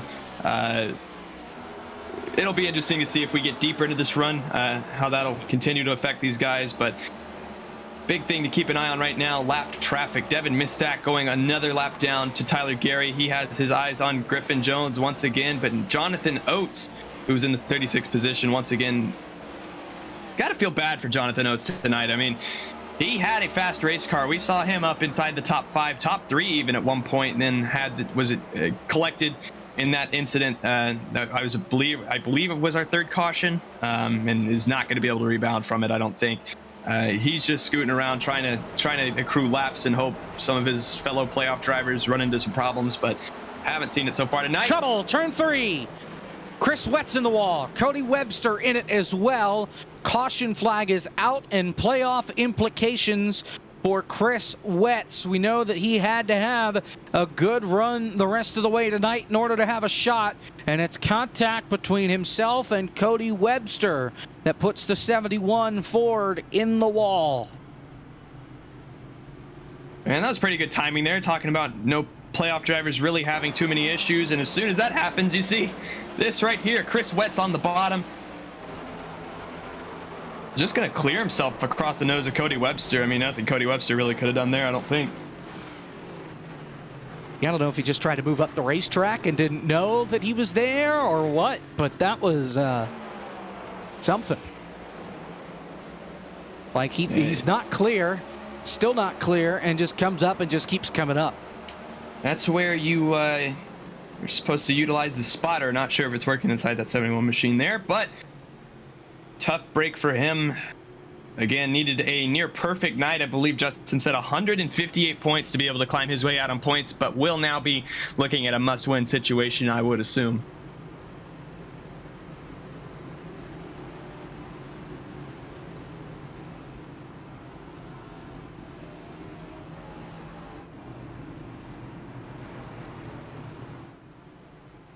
Pit road is open.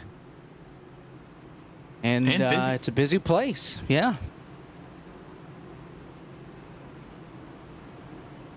Now, Tyler Gary has already made his stop because he is on the other end of pit lane, right at the entrance of pit road. So you'll see him come by more than likely as these guys are making their service right now.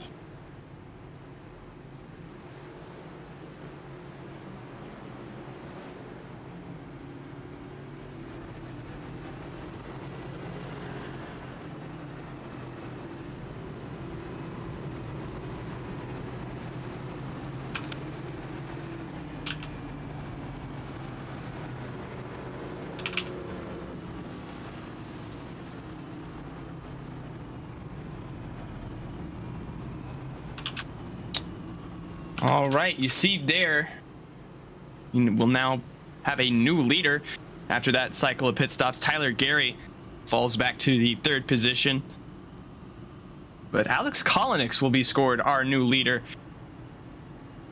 here from Bristol, as we are getting some clarification on points from Justin Malillo.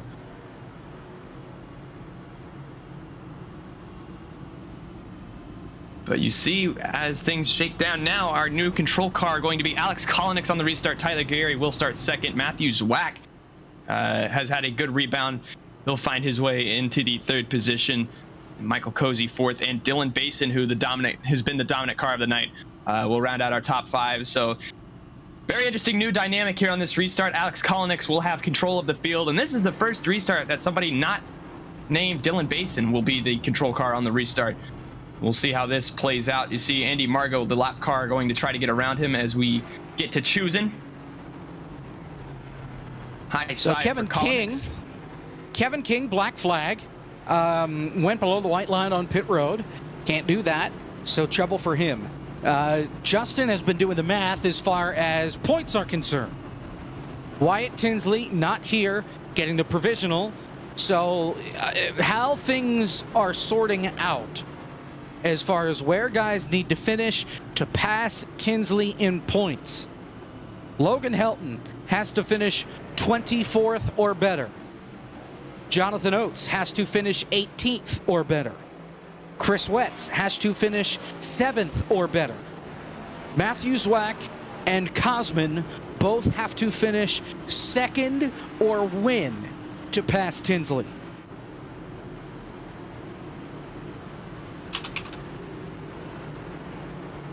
Cosman right now is in 22nd-ish. No, he's in 17th. So he needs to finish 2nd.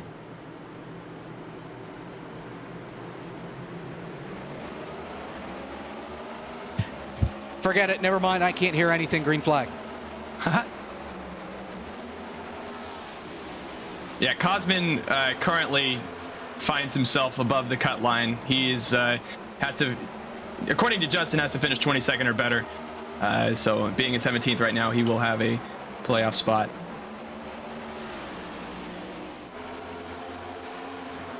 But now up at the field, Gary finds himself around Kolonix. That's a new lead change there. Matthew Zwack in the 2nd position now. He's going to get around Alex Kolonix. Kolonix really holding up this outside line. Michael Cozy Jr. has to force his way down to the bottom. Was able to change lanes mid-corner there.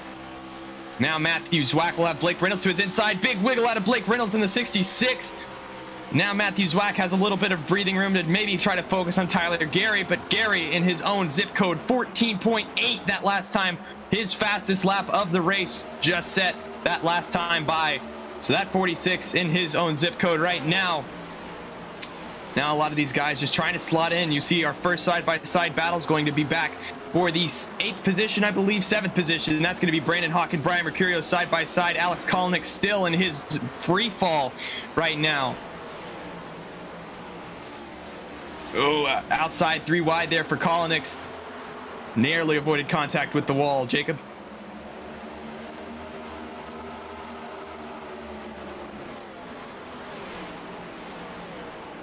Now Dylan Basin, and once again was the dominant car of the night as we have trouble. That's Tyler Lannon going to keep it collected and keep it straight. Good job by that 64 machine. He's going to lose a few spots, but it'll be all right. But back to Dylan Basin, who is to the inside of Brandon Hawk and was looking to the inside of Cozy. Now they're going to make contact. Dylan Basin with Brandon Hawken. They keep it straight. We're going to stay green, but contact there between the 04 and the 99. And you're going to start to see a lot more of that with 66 laps to go. Once again, almost make contact that 04, just sliding up off the bottom of the corner right now. And Brandon Hawkins there on board now with Michael Cozy Jr. as that's Blake Reynolds getting loose on the inside of him. Cozy trying to find his way around Matthew Zwack. Cozy right now trying the very high side. He's going to be able to get around Blake Reynolds. Now eyes set on the Matthew Zwack in the Verizon machine. Chris Wetz lap traffic. They're trying to navigate their way around him. Now Michael Cozy Jr. going to use that opportunity to make it bottom 3 wide. Now it'll be side by side for second. Matthew Zwack, Michael Cozy Jr. Cozy will fall back in line behind Matthew Zwack. Zwack will take the high side. Cozy staying there on the bottom. And Cozy's there. Cozy right now is just ever so slightly faster, just not able to seal the deal and get to his inside. Got to be very frustrating. Andy Margot making contact in front of the leaders. Cozy just sending it in. Bottom 3 wide now. Loses the back end. Oh, Mercurio around into the inside wall. Got sent down there by Spencer Preet. A lot of damage to the left front of the 41. That left front, I think, is broken on that 41 machine. It's a good thing he's already locked into the playoffs. Big damage for Brian Mercurio. Contact with Spencer Preet. They were 3 wide trying to get around Andy Margot. And almost had another accident. Griffin Jones had a lot of contact from the Michael Cozy Jr. machine as he was trying to get around Matthew Zwack. It was 3 wide. Then Cozy delivered a nice shove to the back of the 40.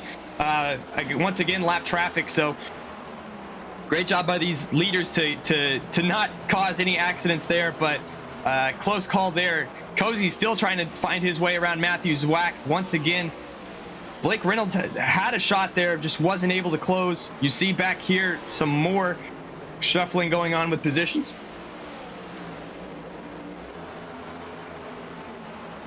Cozy trying to get there on Zwack, almost gets into him. Matthew Zwack, this is where he has to be to pass Wyatt Tinsley in points. Second or better is where he has to be. That's where he's at right now. We're closing in on 50 laps to go. So Zwack is going to race for his life to try and keep up in that second spot. Blake Reynolds now in third. He gets by Cozy. He's going to try and close in for that second spot. Yeah, and Matthew Zwack right now, I mean, we saw that he started fourth on an early restart, got shuffled back on that restart, and found his way outside of the top 10 for a fair portion of the night. He has just now been able to climb back up to the second position. He does not have time to be falling back at all. If you're Matthew Zwack right now, you're looking at Blake Reynolds, Michael Cozy Jr., Dylan Basin. These are guys that cannot get by you for any reason, because if they do, it's your season over. So Matthew Zwack has to be very aggressive when trying to make moves right here. Blake Reynolds, though, looking to the inside. He has no regard for Matthew Zwack's playoff hopes. Now he is to the inside off of turn number 4, still side by side. Matthew Zwack's momentum going to carry him. Blake Reynolds, though, still faster on the inside in that 66. Reynolds drives it in deep up in front of Zwack. Zwack goes up into the wall. Reynolds puts Zwack in the wall on the slide job. There goes Basin for third. Zwack falls to fourth.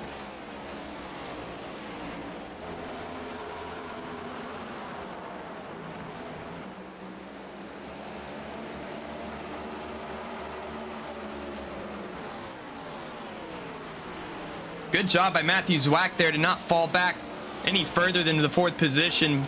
He will still be in position. Got to start picking these guys off, though. 50 laps to go at Bristol will fly by. He's going to need some help. He's going to need a couple of cautions, I think, to get that track position back, because he has just plummeted now, well behind Blake Reynolds after the contact, fighting for that second position. For fifth, here's Frisch, side by side with Jordan Worth. Hawkin right behind.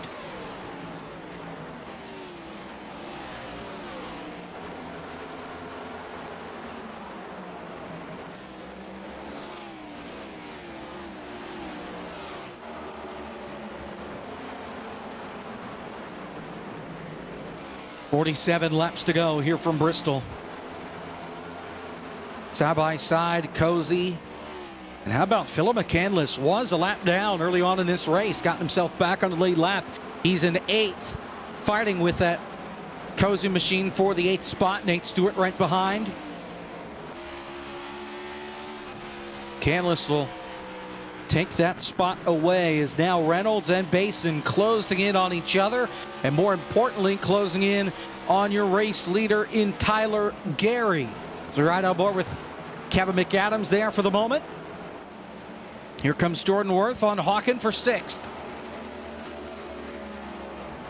Oh, 3 wide, look at this. Kevin in the middle, Cozy up top, Stewart down to the bottom. All 3 playoff drivers. They get it sorted out. Cozy just continues to fall back. He's dropped to 10th. Yeah, and speaking of falling back, I mean, Matthew Zwack, ever since he got passed for the second position, has just been on an anchor, and that's exactly what I said. Once again, on that restart earlier, the same thing happened, and now Matthew Zwack is under attack. This is for the 6th position from Phil McCandless and Brandon Hawkin now. Oh, man, Tyler Landon there as well, the lap car with damage. Trying to get out of the way, does the best he can. May have helped Zwack for a moment, but McCandless down on the bottom, looking for the spot side by side.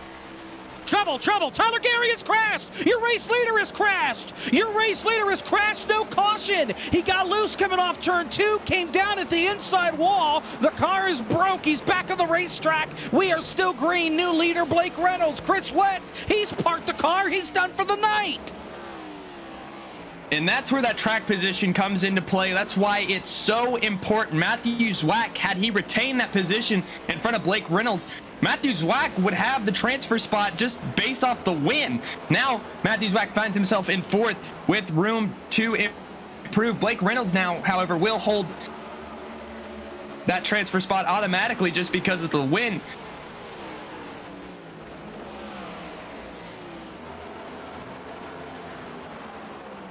Take a look at the replay. Here. Yeah, and I mean, just you see, trying to get around Andy Margot. Andy Margot's just gonna just be in the middle of the racetrack. You can't be doing that. Wow. And Margot, he is only 4 laps down. Oh, and look at this. Matthew Zwack is right behind him. Now Margot into the wall. This held everybody up. McCandless blinking, trying to get by Zwack. Yeah, Matthew Zwack right now, you can't let Phil McCandless or Brandon Hawken get by you. You can't afford to slide any further than you already have. I mean, just a disastrous situation. Absolutely, at this point, Matthew Zwack going to need a caution to make the next round. Dylan Basin has taken the lead away from Blake Reynolds in the meantime. Oh, we've been watching the chaos going on behind him. And a solid rebound from Dylan Basin so far tonight. I mean, I had him almost written off because he again was in this Matthew Zwack scenario where he just had almost an anchor attached to the back of the car. They are 4 wide and trouble in turn 2. Hawken almost got turned by Danson. What a save. I thought for sure Brandon Hawken was going around, had the bump and run delivered to him on the high side in turn 2. What a great save by Brandon Hawken.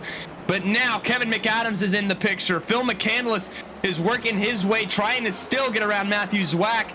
So many new faces just entered the picture, because of that checkup for Brandon Hawken right there. They were 4 wide, and they kept it straight. You can't do 4 wide here at Bristol. The only time I've seen something like that ever attempted was the 2016 Xfinity race, the first race where they had the VHT applied to the bottom of the corner, had a 5 wide moment where they escaped from, and the Bristol just, you can't really be doing things like that too often. But now Kevin McAdams to the inside of Matthew Zwack. This is huge for Matthew Zwack. He might fall outside of the top 5. For the lead, here comes Reynolds to the inside. Side by side, coming off turn 4. Basin with the better launch off 4. Right now, Blake Reynolds, so much strategy has to go into how you're going to try to get around Dylan Basin right now. You have Cody Webster right there as lap traffic. Just how are you going to be able to navigate this lap traffic better than Dylan Basin at this point? Andy Margot going to... Oh my... Yeah, thought Andy Margot was pulling off to the apron there, but slid back up into the bottom lane. Potential calamity there. Andy Margot has done that a few times at this point tonight. Not a good look for that 48, but yeah, displeasure over the radio. Justin Malillo. That was Justin. Control. Yeah. Can you not bleep and do that, lap cars? Yeah, we'll let you fill in the bleep. Pretty easy to insinuate what that was. But now Blake Reynolds back once again to the inside of Dylan Basin. Basin has Griffin Jones, Tyler Landon in front of him. Jones takes the inside. They're going to force Basin to go in middle 3 wide. Landon. This is going to open the door for Blake Reynolds potentially. Michael P. Frisch is coming as well. He's closed the gap a ton. And he is trying to get through this lap traffic at the same pace for the lead, turn 3. Blake Reynolds still trying to size up this 04 machine. No easy task.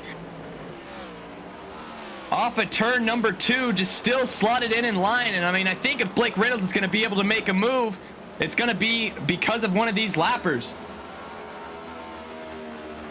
A lot of clean real estate now in front of these guys for them to duke it out. Next lap car, Art Reimer, just a couple of car lengths up the road, but they've got a couple laps at least to breathe before they get there. Oh, trouble! Margot got hit by Jake Poulin coming off turn 4. Margot with an incredible save. My goodness. Yeah, I mean, that 48's hurting at this point. Not sure how the FTF minimum speed rules work, but not sure the 48's meeting it at this point. See Brett Pancari with trouble as well. He's off the pace. I don't know if he's just trying to get out of the way. He gets back onto the racetrack now, trying to get a round up. You see Or the 3 wide lead. here. Yeah, there's 3 wide. That's Cozy in there. And I think Kuntz and Kevin. Worth. That'll do it. And you got Rabideau there as well.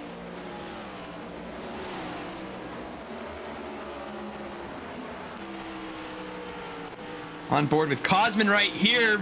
Rabideau almost hit the wall. Cozy falls back in line behind these two. Gonna make it middle, 3 wide. What a move from Cozy right here in between Worth and Kuntz.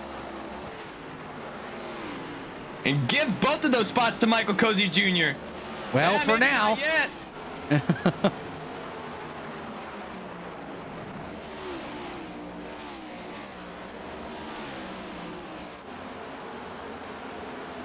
Inside 25 to go here at Bristol. Yeah, 17 laps to go in this battle. Huge for Nathan Rabideau and Cosman Ionescu. Cosman Ionescu, we were told that if he would finish higher than 22nd, would find himself in the next round. So watch he and Nathan Rabideau, both 14th and 15th on the bubble, as you see indicated by their names in yellow. Lap traffic ahead for the race leaders again. Yep, here we go. Blake Reynolds all over the back door of Basin. That's Preet and Poulin, I believe, that are there. Andy Margot as well, who continues to wash up into the racing line despite being a lap down. But now Jake Poulin has that outside that Dylan Basin's been comfortable with tonight. Blake Reynolds now trying to size up this 04 machine. Slight wiggle off at turn 4 for both of them. And look at Frisch rolling the bottom. He's coming. Frisch has closed the gap. Reynolds again down to the bottom. Can't quite get on the corner panel, though. We're running out of time. Yeah. For these guys to make their case. Yeah, and I mean, what's happening right now? Dylan Basin just has such a better drive off than Blake Reynolds. I mean, you can see Blake Reynolds can get to his back bumper. It's just off corner. Dylan Basin just continues to drive away from him, and that's killing him right now.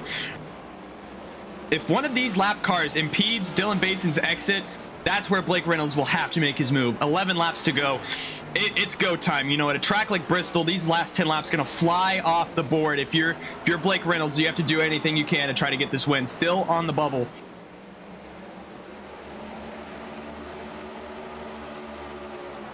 Side 10 laps to go for the race leaders.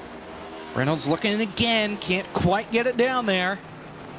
And so far, things have calmed down for the moment with the other battles on the racetrack. So our eyes will stay right on the leaders. Coming to 8 laps to go. Blake Reynolds actually had a great exit there. You see that gap is still shut. He loses just a little bit of it there. He's got to figure out something with the throttle on exit. I mean, he's just matting it too hard, and the back end of the car is just slipping out from underneath him. Can't be doing that right now. You got to be a little more patient with it, which is so unbelievable to say with 7 laps to go at Bristol. But right now, we are killing you. We almost piled up. Griffin Jones blinked in and out right in front of Philip McCandless. McCandless hit him. He disappeared and then came back. Everybody was pointed in the right direction. That was almost the big crash down the back straightaway. We're coming to 5 laps to go. This time by, though, for the race lead. And Reynolds is trying his best, but he's running out of laps.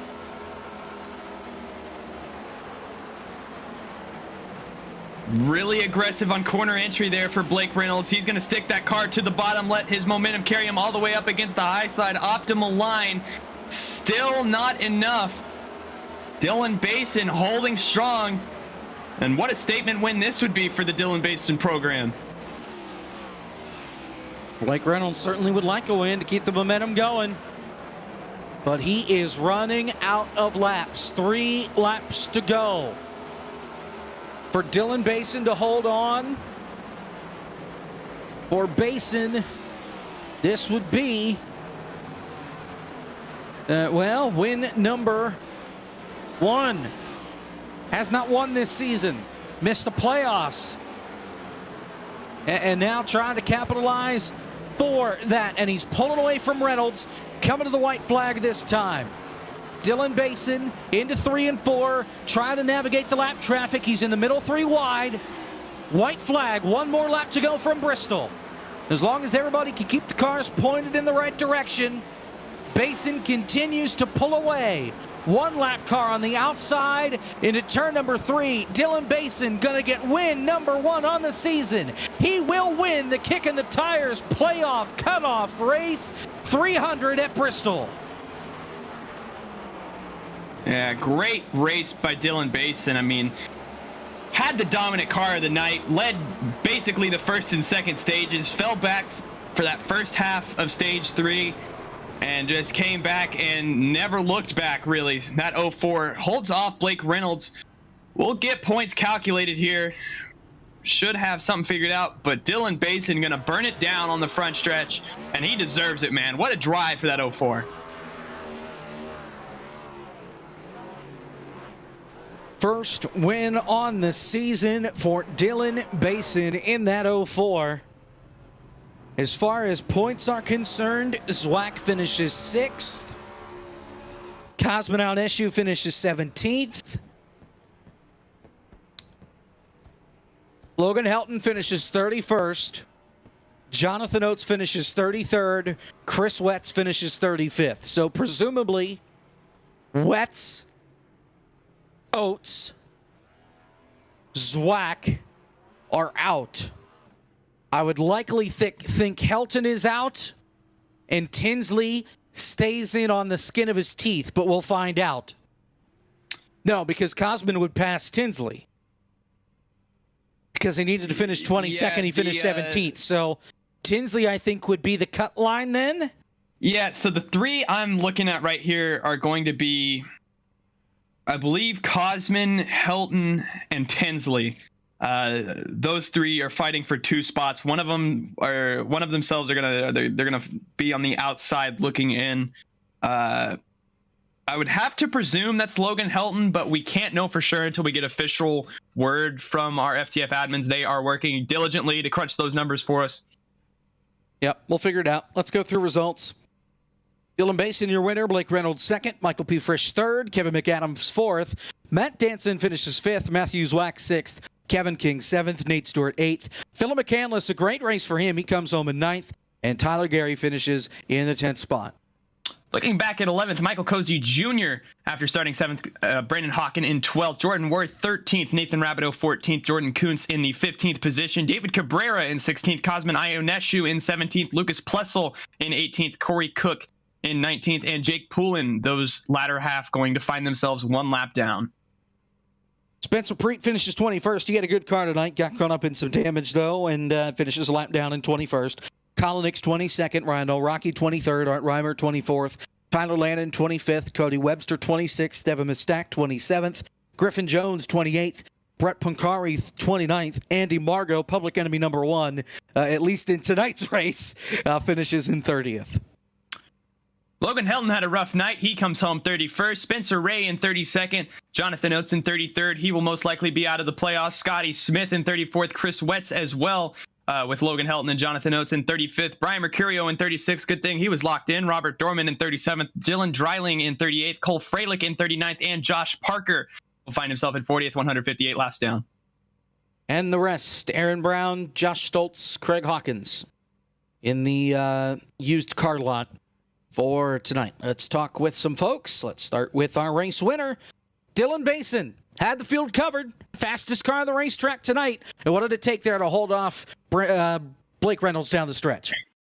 I took every ounce of talent I had, man. You know, I haven't really been in a position this year so far to have to hold off someone like him on this caliber, but you know, I knew that early in the race that after the first 2 runs that I was really, really good on the long run, was pulling away from him. So I just had to cover off the higher lanes.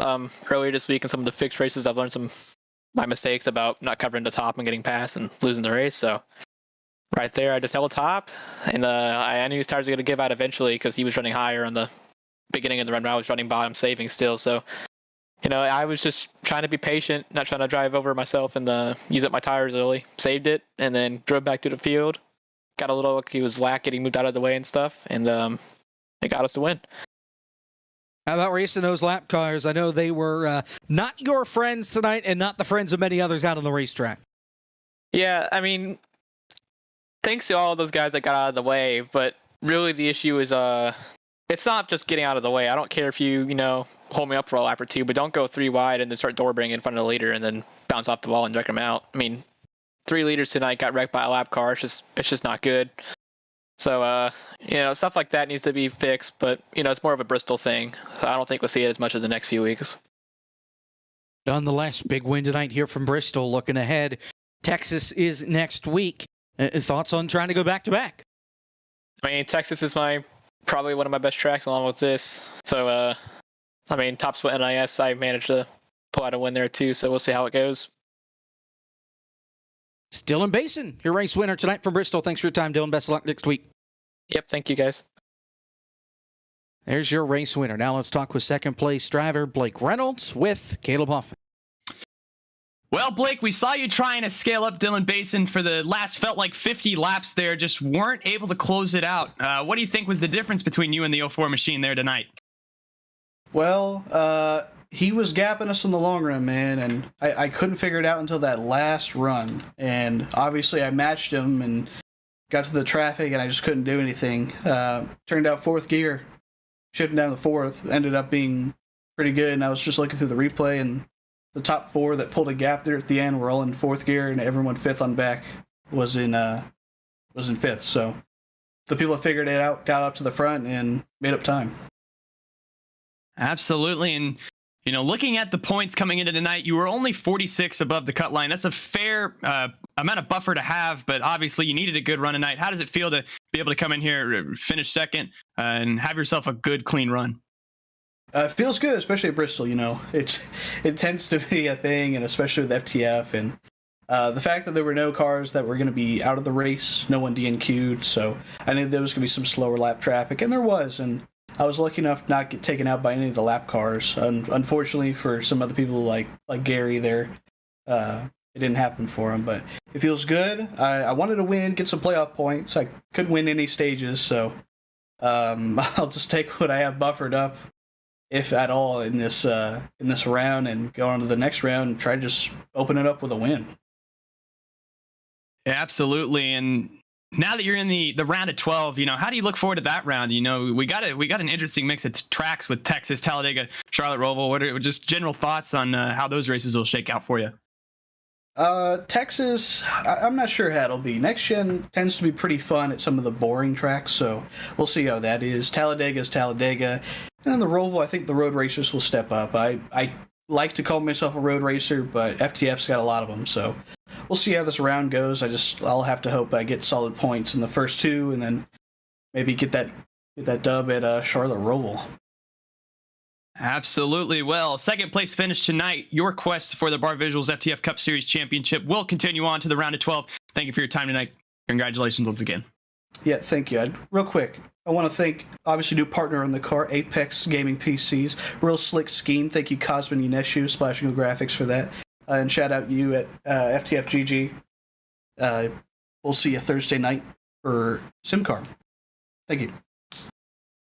Back to you, Jacob. There you have it. Let's talk with third place finisher Michael P. Frisch. He actually showed up for his interview this week. Hey, starting from the back. Okay, you qualified second, and then it did the traditional Frisch start from pit road, and then you come from behind and finish in P3, so a lot of passing for you tonight.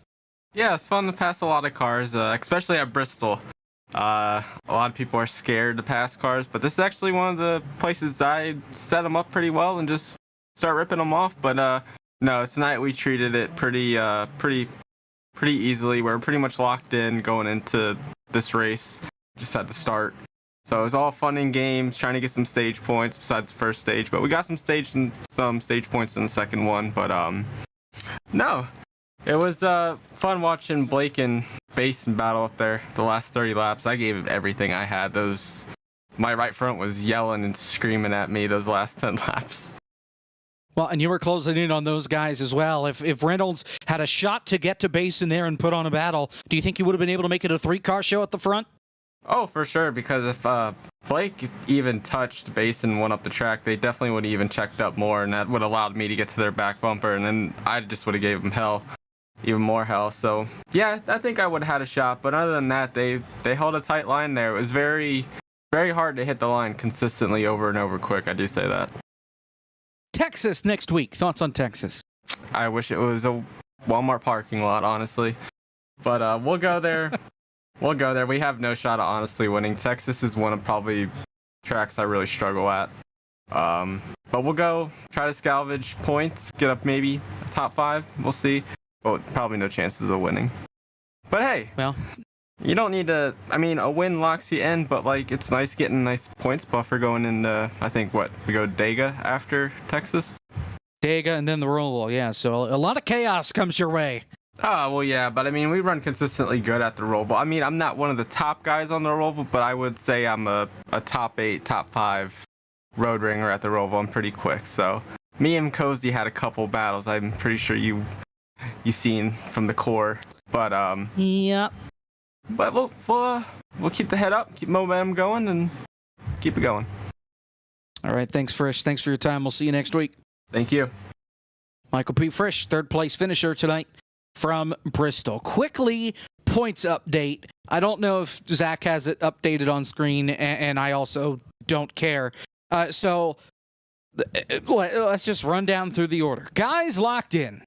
Kevin King, Michael P. Frisch, Brian Mercurio, Brandon Hawken, Michael Cozy Jr., Blake Reynolds, Nate Stewart, Kevin McAdams, Nathan Rabideau, Ryan Naraki, Cosmin Ionescu, and Wyatt Tinsley was not here tonight. He's in by 12 points. Matthew Zwack, Logan Helton, Jonathan Oates, Chris Wetz, all out of this round. Zwack out by 12 points, Helton out by 14, Oates by 34, and Wetz is out by 79 or something like that. So that means the guys that are currently on the bubble going into this next round, Nathan Rabideau, Ryan Nalraki, Cosmin Ionescu, and Wyatt Tinsley.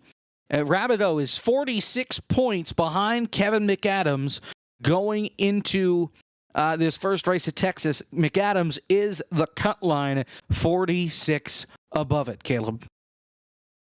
Yeah, and I mean, we were really monitoring those 4 guys, specifically Matthew Zwack had a valiant effort, but once, namely Blake Reynolds got around him and he just continued to fall back, didn't get a caution. We knew he was probably going to be looking out.